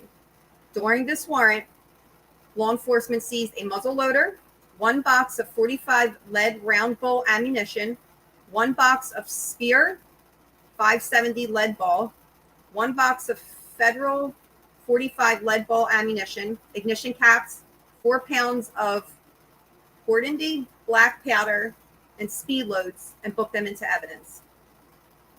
On May 21st, 2012, James Brenner was sentenced to 33 months in prison for a conviction of felon in possession of a firearm. Brenner also had additional felony convictions on his criminal history. Based on the foregoing information, your applicant respectfully requests that an arrest warrant be issued for James Brenner for a violation of code. Right. So there we go. So that's what he was arrested for, almost verbatim exactly what Chase was arrested for, except for, you see, Dylan is talked about throughout this arrest affidavit, and on Chase's he was not. That's important to me. Okay, let's see. I think that was the last one there. Yeah, because we're back to Chase's. Okay, let me pull this one off, and then I want to. Sunny days on I lost a cousin to it this year. The day before he passed, he actually mentioned to his mom and I that he thinks most people should travel with Narcan these days. Oh, dang. I'm so sorry, son. I'm very fortunate in the fact that I do have addicts in my family, but they're all in recovery at this point. So I've been lucky enough to not lose anybody to it, but I know the fear. I lost my cousin Tony a couple years ago, very young, kind of to the same thing, and it's one of those things that you just, it's true what they say about cousins, that they are like your secret siblings, and Yeah, they are. really Especially are. when you're growing up, when you're young, they really are. My cousins are my everything, like literally everything. I get it. I'm so sorry, Sonny. Okay, so if you guys heard, and I don't actually know where it originated, I can tell you the first place I heard it was on Duty We're On, where Ed was talking about that James was seen wearing Dylan's hat. Yes. Well, apparently, when you shopped at this particular grain seed place, whichever, I'm going to say that all wrong, but you were given a hat. And so they can't tell if they're sharing a hat, if they both received a hat. Yeah, did they both buy the exact same hat? I don't know, and this is why I found it interesting because has anybody been able to actually find out if this is the exact same hat? Like it is actually Dylan's hat. I mean, I have a lot of faith in Judy Rod and Ed Wallace. So for them to for him to say that like out loud, like I'm like, okay, where the heck did he get that? Because I didn't hear that anywhere before. But yeah, so exactly, it's a lot of those promotional hats. Yes, so I'm wondering like they said he's wearing Dylan's hat. So that's a pretty big deal to me, and I'm gonna pull that up. So if you guys aren't familiar with the channel True Crime with Jess, she actually has somebody who's in that area who's actually a source for her. And thank you, Michelle, for like sending me over to watch her, because I do like that channel. It reminds me a lot of me and you and Christine, and just trying to dig into the bottom of facts, and And she just keeps going. She just keeps going. I like it. Great.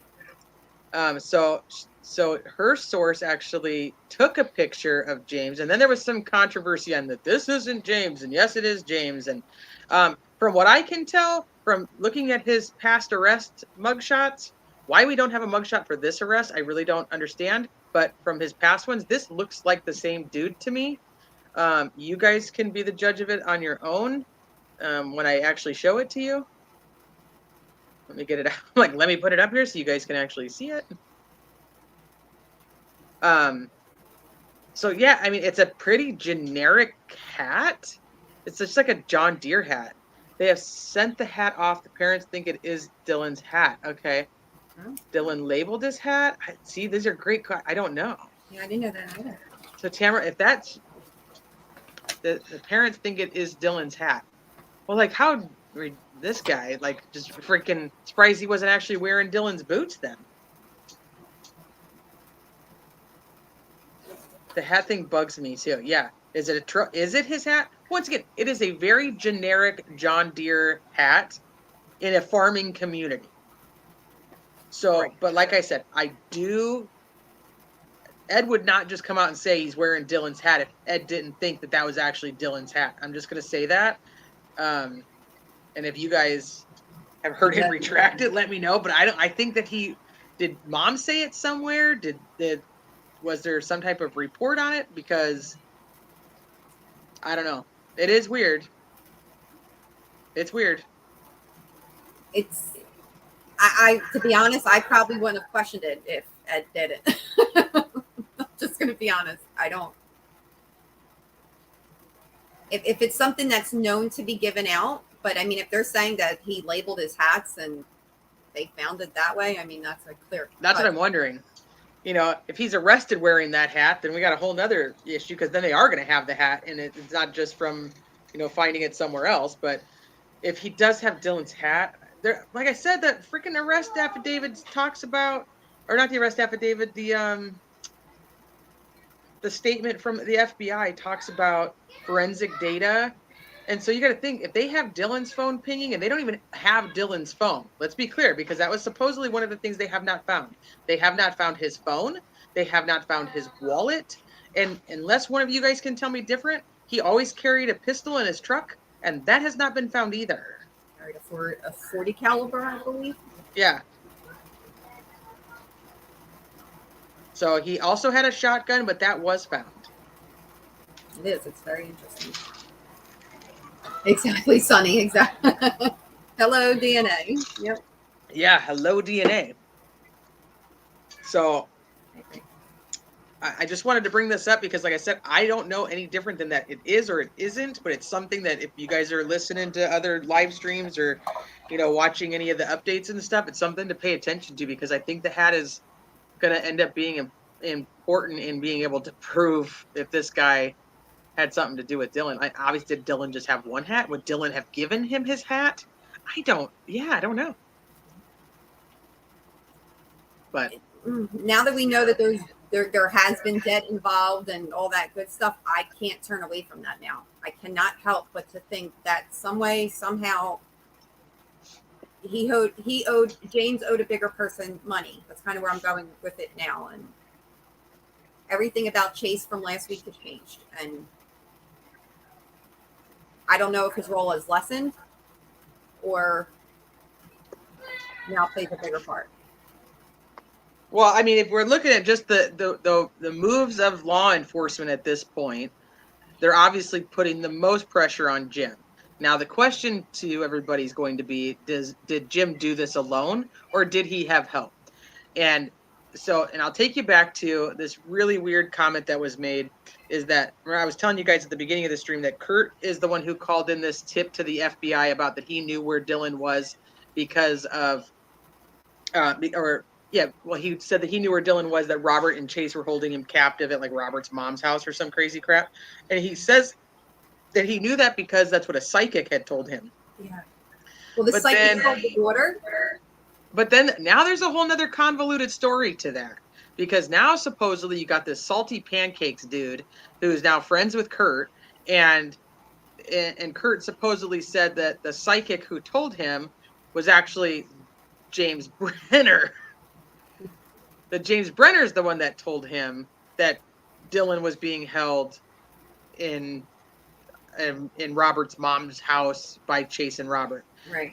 Or that, and then there was this whole like that the psychic told the daughter that told James that told Kurt that told the FBI. Right. So, but if James is included in this whole scenario of actually telling Kurt where Dylan is, then you got another whole weird thing that James is involved in trying to send people the opposite direction of wherever, because he knows that there's an issue with Chase and Robert. So is it a total diversion? And then does Kurt and his brothers actually have anything to do with this, or are they just some random weird dudes from town? I think because of all of this and that they are known in town, that because look, even I was hooked on Troy last week, and now I'm like, maybe not. I definitely think there is this group, but I do think somewhere along the way that maybe Kurt had let them in on some information that maybe he shouldn't have.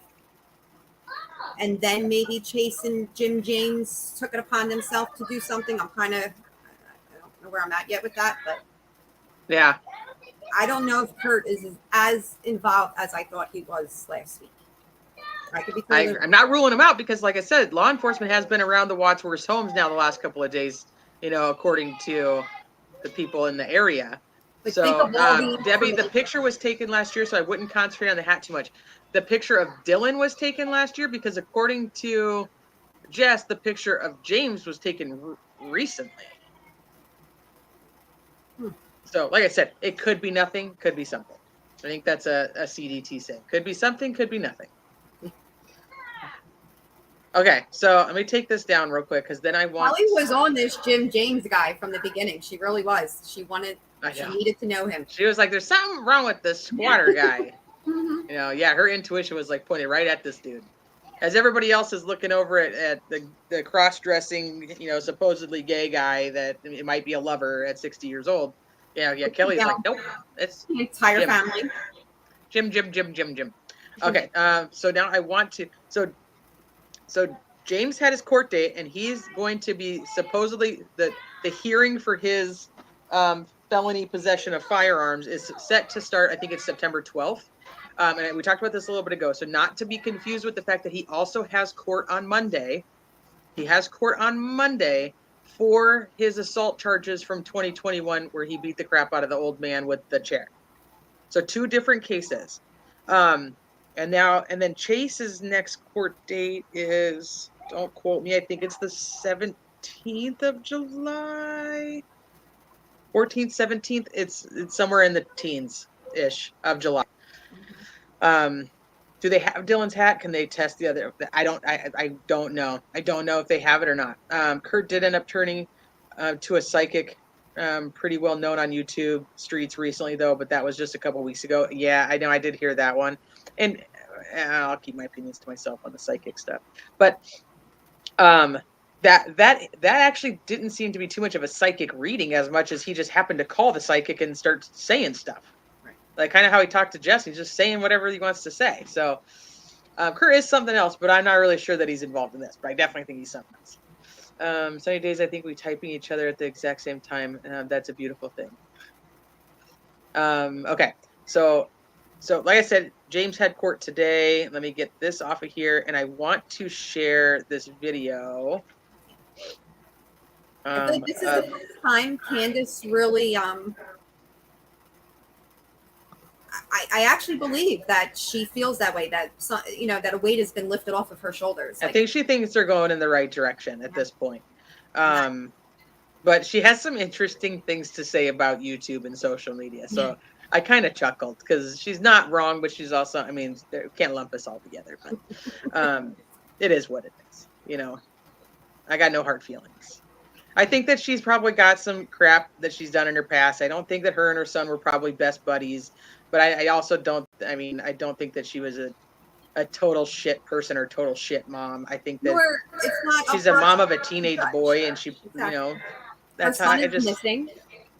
She's going through the worst nightmare of her life. Whatever their relationship was, clearly has it's leading us in no direction that she, God forbid, did anything to her son. You know what I mean? So, right. And my son is just going into my older son is just going into his teenage years, and I can already tell you how hard it is to communicate. And I know that people I talk to about it that have already raised sons, it's not an easy relationship. That everybody keeps telling me, like, when they hit the 20s, it turns full circle. When they hit the 20s, it turns full circle. And I'm like, I'm holding on. My son's a 22-year-old. He's a friggin' gem. He really is. He really is. Like, my daughter's 17. She'll put me through it. I couldn't even get it out.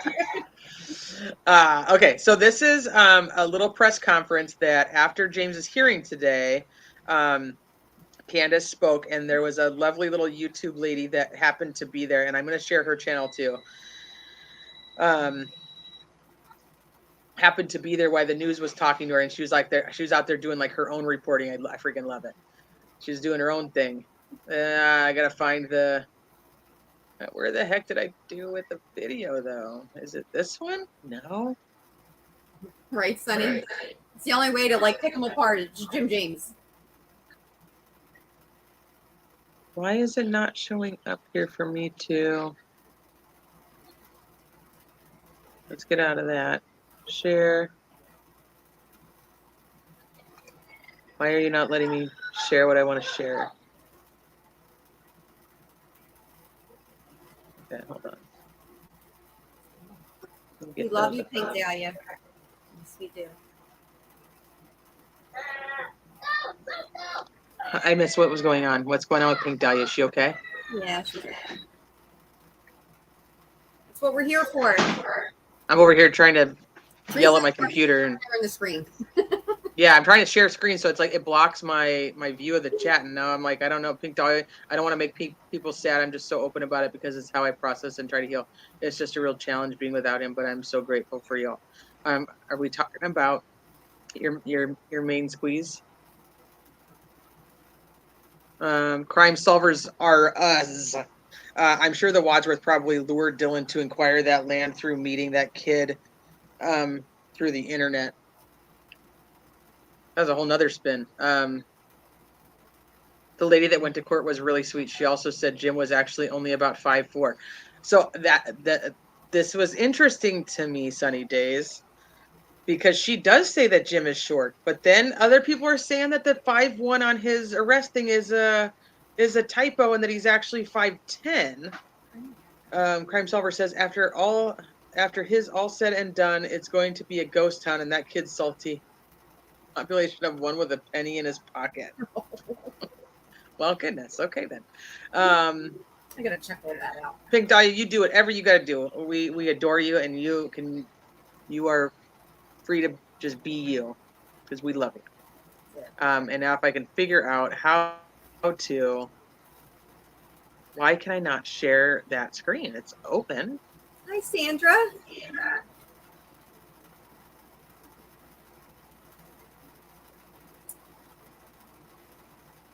I don't want that anymore. I don't want that anymore. It's Okay. the saddest thing of all of this is that this child, because he's There 19 was. years old, he's still missing, you know, and Okay, hold on. I think I got it. I think I figured it out.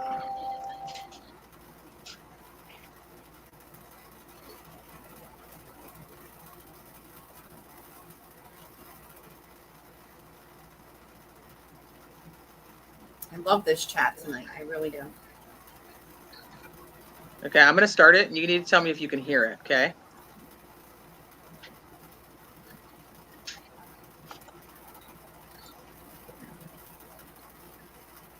It's really windy. Yeah.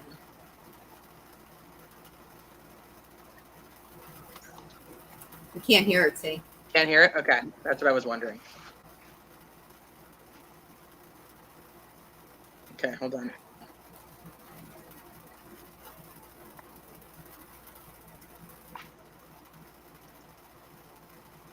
In the bigger picture, what I would love to see happen is maybe PI Jim slow down a little bit. Maybe Candace can have a little bit more clarity now because she does feel like she has some more help. And I would love to see those two maybe bring it back together and really, really shoot for finding Dylan. Because at the end of the day, that's the main goal. Whether even if it's for the people on YouTube, you know, I know we get a bad rap sometimes, but I think for the most part, most of us, our intentions are just to help. And I think Candace, with this being a new territory for her, that she doesn't know how to navigate through this. We barely do, you know? So I think it was just a clash of something between her and Jim and Dylan's family.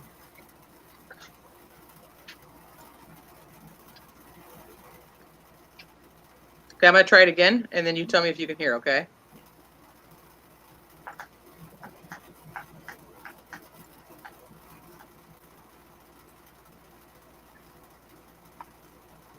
No. No? No. Son of a gun. Okay.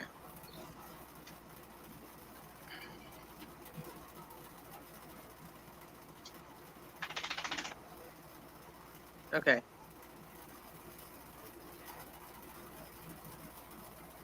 I don't know why I can't share it. It's irritating.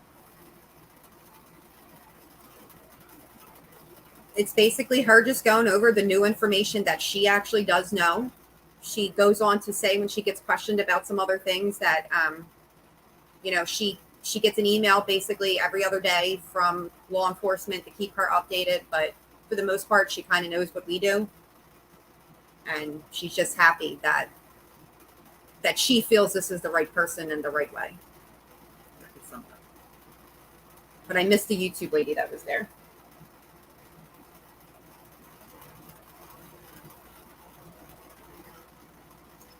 James Brenner is he's now the suspect in Dylan Round's case. He was just arrested on firearm charges, and we're hoping there'll be some type of connection, like a closer connection to the actual disappearance of Dylan. But if you want, maybe try and catch part 1 of this live where we kind of go over all the characters, and maybe James might make a little bit of sense in this, but there's a lot of characters in this story.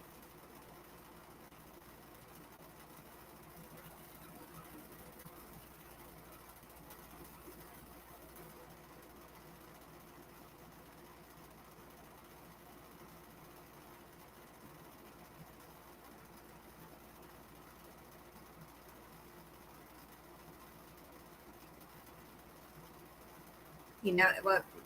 I agree, Pink Dahlia. That has to be,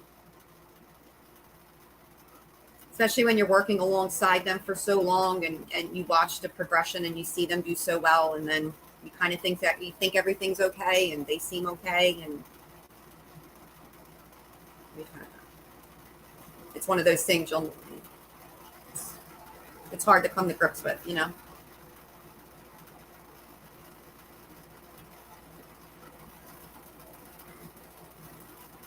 Sandra asks, that first one, babe, is, I believe we went almost 3 hours, but it'll catch you up a little bit.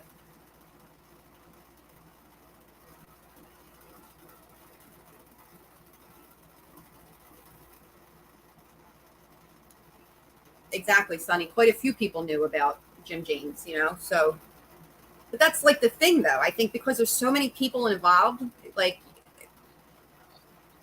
we're kind of going off a whole lot of everything, you know.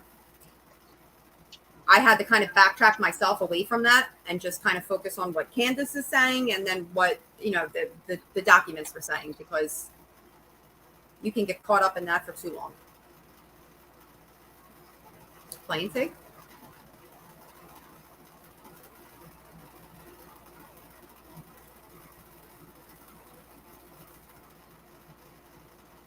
I agree, Crime Solver.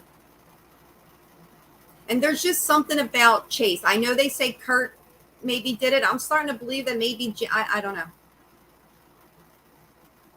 That whole no boo bloody situation.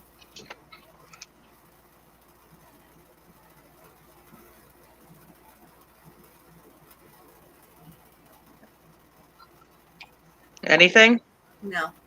What the fudge, Olio? What's your volume on your actual computer? Because your YouTube volume 100. 100. Why don't you tap the YouTube volume again? See what happens. Tap the what? The YouTube volume. The little speaker, third one in. Yeah. Just see what happens. It's unmuted. Hit play. It's just not, you can't hear the sound. I don't know. My computer did this crap before, and I don't remember what I did to fix it. It's playing the video perfect. It's just no sound. All right, hold please. Sonny, I just realized that from all of his status and talking about the deportation and all that other good stuff. Yep. Oh, we love you, Pink Dahlia. Don't you ever be embarrassed here. Shameless over here.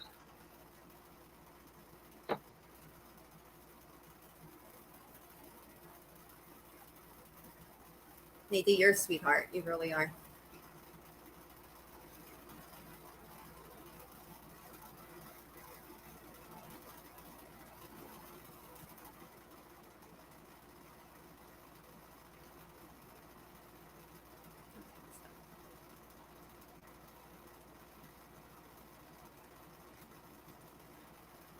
You know what, Nita? There have probably been, I'm talking about the hot, you know,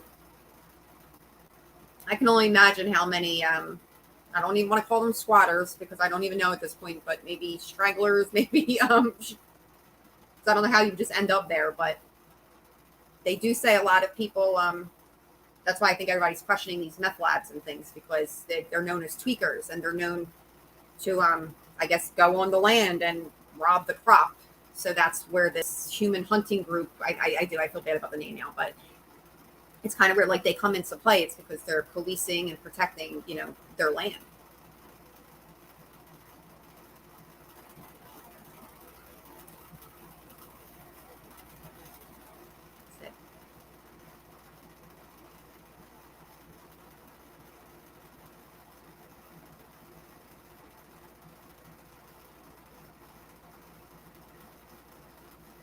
Exactly, Nate. Exactly. There's nothing in this life to be ashamed of at all. Especially if you went through it, you beat it, you kicked its ass, and you came back again. You share that, so you educate other people, and you let other people know that there's hope and that there's a way out of things, for sure.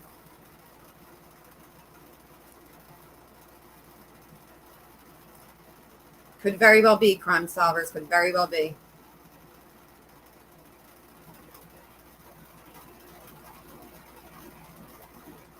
I agree, Sonny. As much as I understand Dylan's maybe work ethic and things like that, and maybe wanting to get him out of wherever he was at, I get that, but I don't know, maybe it depends on the type of parent you are. I don't know if I could let my son just. Okay, I'm going to try it this way and see what happens. Can you see it fine? Yeah. Okay, I'm going to play it. Tell me if you can hear it. Okay. You saw it the first time. Can you hear it? You hear the wind. That's really all you could hear at first anyway, I think. Yeah. I mean, you know, he's detained and they're going to keep the heat on him, so that's a relief knowing he's not going to get out there. So that's. What'd you make of his criminal history when you heard it? I didn't really know it, to be honest, because it wasn't around here, and it is an extreme, violent, explosive history, and it's a long span. I mean, they tried to make his argument that there was some really bad charge back in 1986, and it was over 30 years ago, but then it just continues on every 5, 10 years, 15 years he completes. Can you hear her okay? For a little bit, and then She's low, but you can hear. And was that your first time seeing him? And if so, No. What was it like seeing him in there? It honestly, it was a little bit of weight lifted off my shoulders, just knowing, you know, I mean, I knew, but the confirmation that, you know, seeing him having to, you know, I mean, he's not charged with anything with Dylan right now, but, you know, he's going to stay detained, so we'll be working on that and finding out. Do you think he knows what happened to your son? I do. Knowing what you just learned today and that your family, I mean, you guys know James. Yeah. Not friends or nothing, but acquaintances, yeah. Did you ever meet him before? Oh, yeah. Is that what you're saying? What was he doing with Dylan? I mean, was he working for him? He's just helping off and on. He helped Dylan hay out in Arco. He helped him put together his pivot. Just day work is basically how you could explain it. And out in those small communities, you know, everybody kind of sticks together. And when somebody needs help, everybody pulls together and helps. Did you recall any conversations with Dylan in terms of what James Bennett was like? Did he show any aggression like that? Exactly. He just said he's a crazy old man, lived out in the desert. You know, I mean, and that's what you'd expect from any 17-year-old kid at that time when you find somebody living out in the middle of the desert. But nothing that would have ever raised any alarm. Now explain where his boots were found and where James was squatting. So his boots were found right almost directly behind James's trailer, probably about 150 yards behind that dirt mound. That dirt mound was right behind where James's trailer was. Now you were out there. Yeah. Justin and I were there. We looked at the boots behind the dirt pile when they were first found. And those boots, when you saw them, were they like buried or were they just left No, there? they would just look like somebody tossed them out. Just tossed out boots, just thrown out. Didn't look like they'd been there more than a couple days, if that. What do you think has happened to Dylan? I think James did something to him. I think he snapped. Especially hearing more of what I hear in court and how that's kind of been how some of his charges have been. I think he snapped at Dylan and he did something to it. And, you know, we spent a whole weekend before we got out there covering it up. You talk about just the mixed emotions that this probably brings, seeing someone in shackles, like you said, and also knowing that. Yeah, it's kind of, you don't want him in shackles. As a parent, you want to go find him yourself. So it's probably a good thing he's in shackles. It's a mixed feeling until we know it's hard. I mean, we know we have emotion, but we need to know. Confident in what the word. It gets really windy, and she's getting really emotional. So I'm confident at the approach they're taking and the direction they're going. So. What did they tell you? They say because yesterday they mentioned he was a suspect. Crime Stoppers. Guy looks tired, loose ends. Pretty much. That's what I'm gathering from being a suspect. It's just so physical. Hold on. Yeah. There. I know, right? So who's funny? I put my sunglasses on.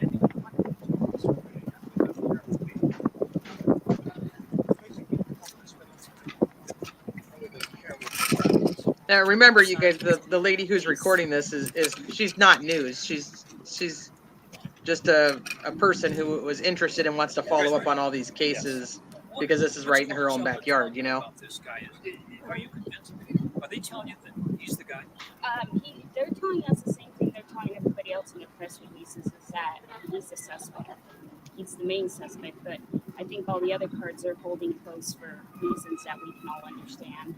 I don't know. I do know some that media doesn't know, but honestly, it's not a lot. But from the day one this began, gut feeling was Jim had something to do with it, and just everything got crazy. And then as we progressed, everything's led us right back to where Dylan parked that green truck and his boots were found.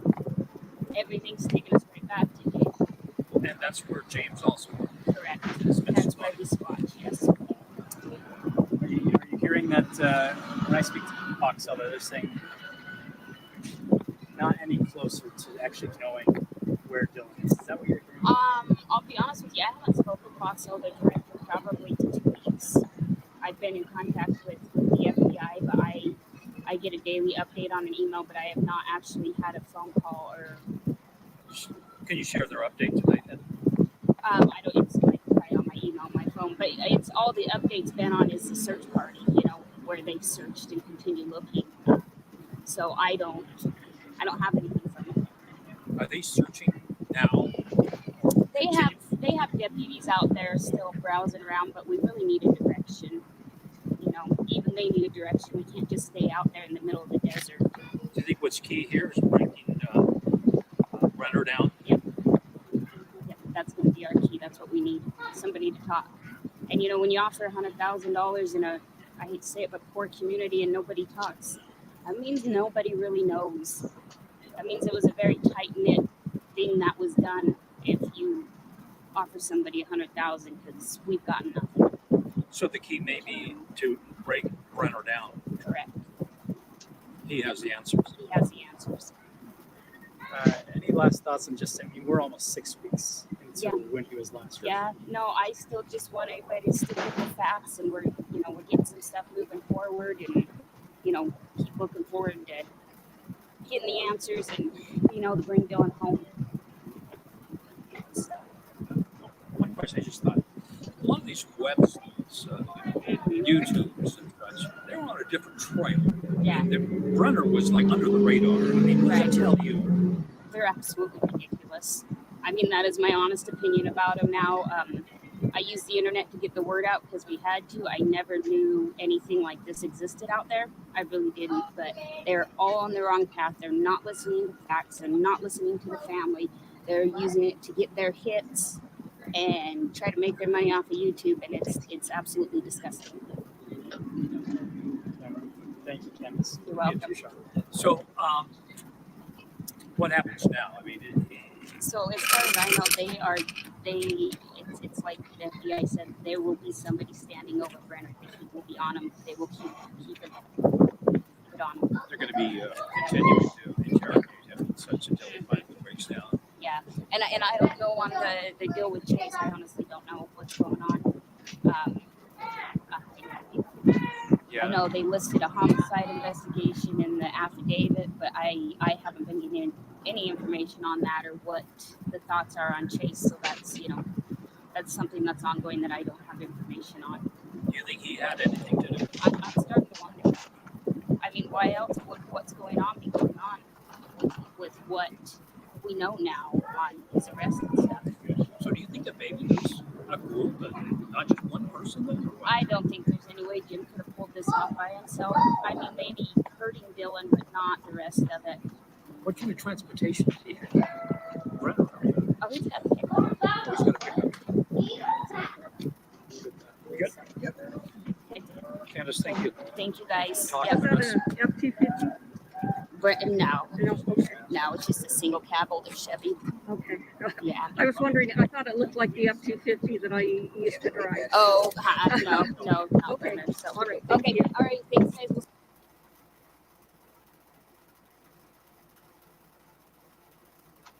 That's where I was like, once she hit that certain point, I said enough is enough.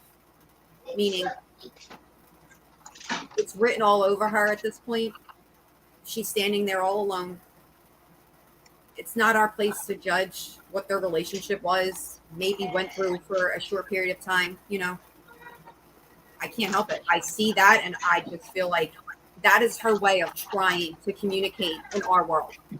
And we have a hard time dealing with our world over here. You know, we deal with a lot, you know. Yeah, imagine actually being in one of the worst predicaments of your entire life, and you walk into the YouTube social media true crime community where everybody hates each other and is at each other's throats, and that's why I said she's not necessarily wrong. I don't agree that we're all because I don't think we're all the same that way. I do agree no, that, but I do agree that it's chaos. You walk in and it's chaos. yeah. I think in her way, she sees creators allowing Jim to maybe just speak at times, and she's just like, you know, there's no need for that. And I actually think that's who she's directing it at, because look, she goes on Sleuth Mom all the time. She went on the other channel, like, I don't know. I don't think right. Yeah, that's why I'm like, you know, but I think that she realizes that it's not all unicorns and rainbows out here, but it's her baby that's missing. I agree. Sunny Days, there's argument between different people whether Jim's truck actually works or not. Some are saying his truck does not work. It's not, and then others are saying that it's fine. So, not something I have the answer to at this point, but I mean, I think that look, we talked about this a week ago, and look at how much more information has already come out, and they seem to be narrowing down the search for a person of interest and a suspect. Obviously, I don't know if they're any closer to finding him. There's a lot of people that have done, you know, like we were talking about, Heavy D Sparks did the helicopter searches. You got the mob crew out there doing drone searches. They're not in that vicinity anymore, but they had been. And then you've got, you know, the actual police agencies that are searching, and I don't know. Do you think the mom knows what happened to her kid? I would absolutely disagree with you. I do not think that she knows. I think that she knows that, unless you're saying like mom knows that he's like, gone. Yeah. I think she's understanding that her son is most likely not coming back. that's when she starts to get very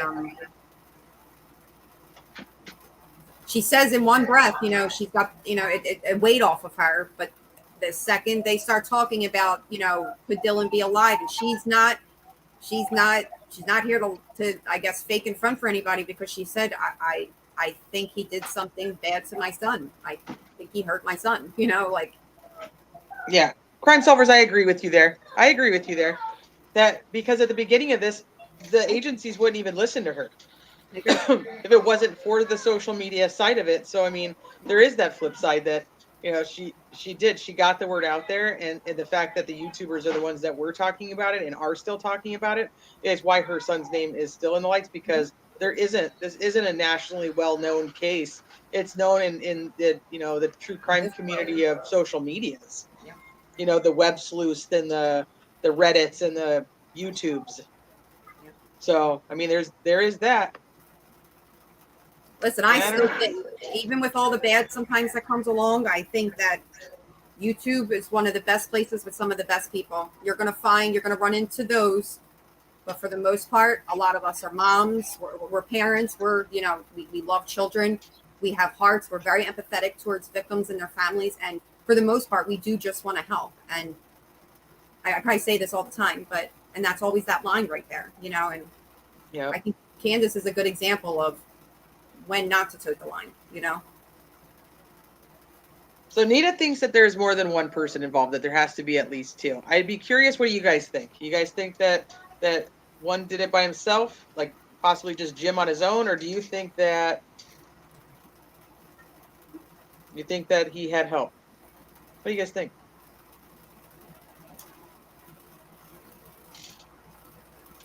What about if Kurt didn't kick Chase's, you know what, and it was Jim James? And they what if it was Don? Huh? Oh, I'm sorry. Whichever. Let's just say James did. No, I'm just saying. No. But what if? I mean, how do we know who it was at all? Or James met Dylan there, and Dylan didn't realize it, and then James had help maybe afterwards when Don. They come back twice, but Jim only comes back the second time. But then here Jim James lives there. It's just, I think he has help too. Has anybody actually heard where Jim states that he was that morning? I have not heard any type of alibi or anything like that. Like, where was he? He would have been right there when the grain truck was, the grain truck was being brought in. There's one at 4 tomorrow. Oh, Sharon cool. said, yes, I did. I watched him earlier today when he was talking about that they did. So what they did was they actually went and followed more of Chase's footsteps instead of Dylan's, which is still interesting because it does. I mean, it all ties together at some point. So I think that he's doing a great job. I like that guy. That's another one that I got turned on to by Michelle here, and I'm very happy. Chase's timeline is so choppy and weird that how can you not start following Chase at this point? I know I followed Troy for like a week, but there's something there. Debt, Chase, and Dylan's money. I don't think it was about farmland. I don't feel like it was about anything like that. You don't, huh? Okay. Nope. I'm leaning towards that it was something nefarious to do. Obviously, okay, let's think about it. Crime happens because of what? Motive. Sex, money, drugs, revenge. I mean, there's not a lot of options, right? So, I mean, there is accident, and then that's why I'm wondering, like, did Jim just happen upon him and think he was somebody else? I don't know, because if there are drugs, then you have that involved. Or was there a plot? Was there a plan? And they were going to take this kid in his money. The second I read Debt, I don't care if it was from 4 years ago. Yeah. There was something about that just like instantly I went, oh my goodness, there's debt, there's guns, and there's Dylan with all this money. And he's 19 and he's little and he's the way they probably see him, it's just, or God knows what's in those sheds that they could have hit him with, or. Well, you tell me, what do you think of this kid who is out there with all this money, and then you have all these grown men who he's trying to tell what to do and whatnot. But why does it become a problem on year 3? Because he was 16 doing that, and 17 and 18. You know what I'm saying? So like, why at 19 does that become the problem? Or is this he's just getting too big for his britches, and they're going to put him in his place? Or did somebody else start that problem? Or was there an issue because he was trying to take up more land and buy more land, and it does have to do with the land and the water, and I don't know. Somebody took advantage of this impressionable 19-year-old. I told you guys on the last live that he reminds me of that kid, Parker, from Gold Rush. And I don't know if anybody could take advantage of that kid. He may be young, but he was not dumb, and he had been doing it his whole life. Kind of like, I feel like Dylan is with farming. But if he went to the saddle store, let's say he had a few drinks in him, and I know he's only 19, but let's just say he lived an adult's life anyway. If he had a few drinks in him and he was already being scouted for the night, where these guys know him, they've done life 2 times over at this point versus Dylan, Correct. So I even if it wasn't a plot, I still feel like it had something to do with money to maybe just buy drugs and things. Like, it could just been bottom line, you know what? I need some money, and this kid's got it, and here it is. It's just that easy for them. CATS and Parker butted heads with the older men because they didn't like being told what to do by this young guy who thought he knew everything. Yep. Hard worker, has tons of money. Yep. So I don't know. I feel like we're definitely getting more information, and we're getting closer. I know that there's going to be some YouTube war over a case like this that ends up, getting people pissed off at each other. And my suggestion is just stay out of that and just listen with open ears and an open mind, and take in the information and see if you think it matters. Just don't get involved in the fights. Like, we talked about this with Summer Wells before. Same thing happened. Chris Watts happened. It's just that part's not worth it because it doesn't do anything to help Dylan or help us get information out there to help Dylan or his family. We're not going to fight. We're not going to find Dylan fighting, going against each other. That'll never, you know what happens with that. Yeah. You see how well that goes. But All right, I think we'll wrap it up down a little over 2 hours. I think we've covered everything we wanted to cover, and I appreciate every single one of you. I love you, Michelle. I love your face Love off. You know that. Christine. Hopefully she's trying to mend. She keeps like, I'm feeling better, and then all of a sudden she crashes again. So you think 7 to 12 people will be indicted in relation to this case? I think 7 to 12 people will be indicted. I agree with you. I don't know if they'll actually ever end up being charged with anything to do with this case, but I definitely think there are going to be some more people going down. I don't think we've seen the last of the arrests yet. Dylan was making the land work, but others couldn't. I fluctuate. Yep. Well, that's when I go to like, there's a lot of stuff that happens with farmers that people go, oh, they're just like, good old boys. And it's like, oh no, they have secret recipes. They have, secrets to their success and why they are able to do what they are able to do. And this area in particular is very hard to grow. And if he has mastered it, that's going to be a big deal.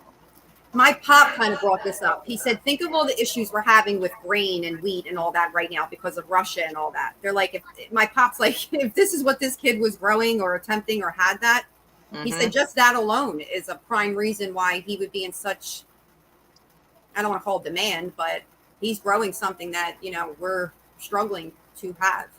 Right. If I'm wrong. That's why I'm like, what? It could be there could be a simple motive, as simple as drugs gone bad, piss off the, let's get the kid and take his money. Could be something more. I think there's a lot. I think there's a lot of options, but I feel like they're definitely making progress, and I agree that there will be more arrests made. Whether they'll ever be charged with anything to do with Dylan or not, I think that they're going to make arrests just so they can get information flowing. If they can't get these guys to talk the way they want them to. But once again, like I said, I appreciate you guys. I appreciate you guys hanging out on your Friday night, spending it with us. I know that you have many, many options, and you chose to be here. So I appreciate that more than you know. If you guys can on your way out, please make sure that you hit the like button, because that's what gives us, a little bit of help with the algorithm and gets us noticed by others, so they can come in and join and have fun and learn as we learn and as you guys help teach us. So, but I wish you guys the best weekend ever. Hopefully we have some more answers, and we are going to see you guys next week, hopefully with more updates and potentially a different case if this one is slowing down a little bit. Okay. Thanks, guys. Thank you, everybody. Thank you, mods. Love you, Jeanette. BR. Yeah. Thank you, mods. Thank you, chatters. You guys are amazing. Love you all. Crime solvers. Oh, Sunny too. Good night, Sunny. Sunny.